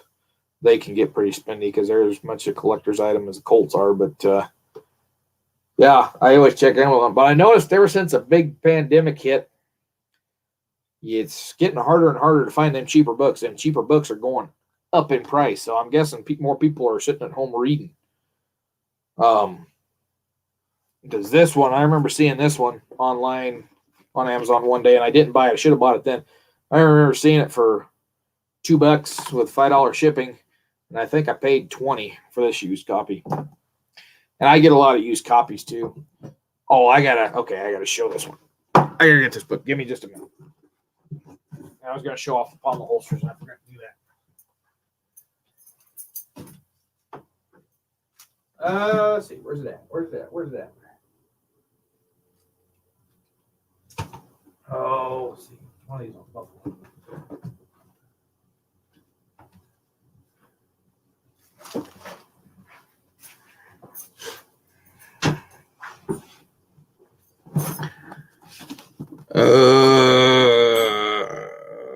This is the one. Yep, this is the one. So this is a book I got here. I haven't had a chance to read it yet. This is about the Red River War. So this is when the buffalo hunters are getting started down about that same time period down in the Southern Plains. Anyway, I bought this book online real cheap. I don't remember what I paid for it, but I got it cheap. And actually, it looks like I did start reading it because I got a marker in here. Oh, yeah, that's a drill bit that I was looking for the... Got a note from my drill bit I was looking for when I was reloading from a 6.5. Anyway, bought this book fairly cheap. And I looked under the cover, and it says, Property of Joaquin Jackson. I thought, that name sounds familiar. So I typed in Joaquin Jackson online. And then I realized why the name sounds familiar. He's a pretty famous Texas Ranger. more recent history Texas Ranger, 20th century. Holy crap.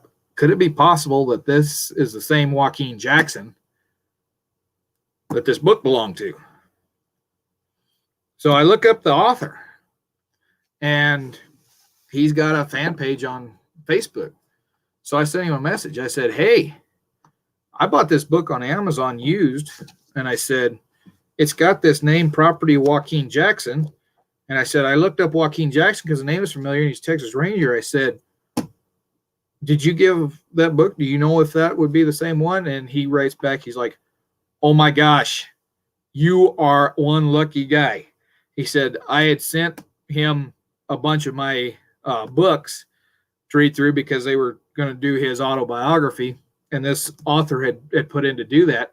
So this author had sent in this book to Joaquin Jackson. So I have a book that belonged to famous Texas Ranger. So this is one of my prized possessions that I keep on my bookshelf. I should put it in a safe. Yeah, this is, and it's got his name in it right there.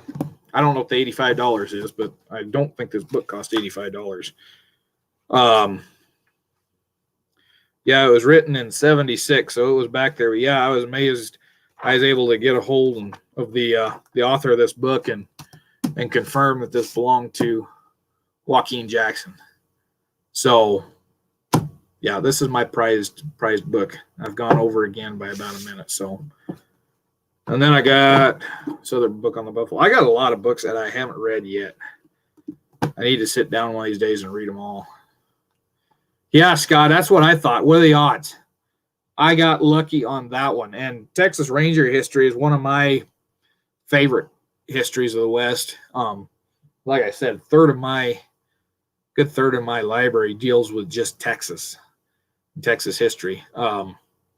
Yeah, when I found that, I was like, oh, I about cried. I did. I was just so overwhelmed.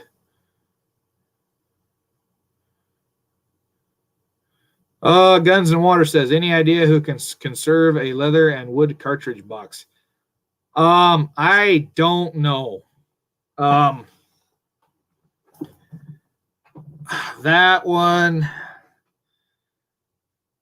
you'd have to find somebody from a museum that knows that curatorial stuff that can preserve that stuff, because I sure don't know how to do the old stuff depending on the condition. I would refer you to a museum curator at that point. I know a guy. If I can remember, I'll ask him, and if I remember, we'll talk about it on the next chat. Because he did some of that stuff. I know he used to be a museum curator. He used to teach at a university, but I will ask him if I can remember, and I'll try to get back to you. Like I said, I'll try to remember that. If not, send me an email down there at that Duke Fraser Productions email, and then I'll be sure to remember. But I'll see what he can recommend. Scott says, working on Guns and Water. Cody Museum, that might be a good place to start if you're close by. That would be a good place to start. Scott says, I'm watching Texas Rising at the moment. Seems like a bit inaccurate, though. Don't even get me started on Texas Rising. I had high hopes for that, and I watched about 30 minutes, and I'd had enough. Oh, don't get me started on that movie or TV show or whatever the hell you want to call it. That is Hollywood at its worst. Guns and Water, Pennsylvania. Yeah, being you're back east, I don't know. I don't remember how far away the Smithsonian is from you, but might get in touch with somebody through them. Because, yeah, that preserving the old stuff, I'm not too familiar with on that. And they've got processes of doing it. Yeah, Scott, it could have been good. It really could have. All right. So I'm 5 minutes over what I said I was going to shut it down again. So we're going to shut it down here in about 30 seconds or so. But yeah, Guns and Water. I would check with a bigger museum and contact them. Say, hey, I'm looking at somebody. I'd like to find somebody that could do what you're asking, conserve that, and see what they tell you. Best thing you can do is keep it in a cool, dry place with not a lot of light. Gun safe would be a good spot. Not too dry though, because then it'll fall apart. But well, thank you, Scott. I'm glad. I like passing on information. It's one of the reasons I started a YouTube channel.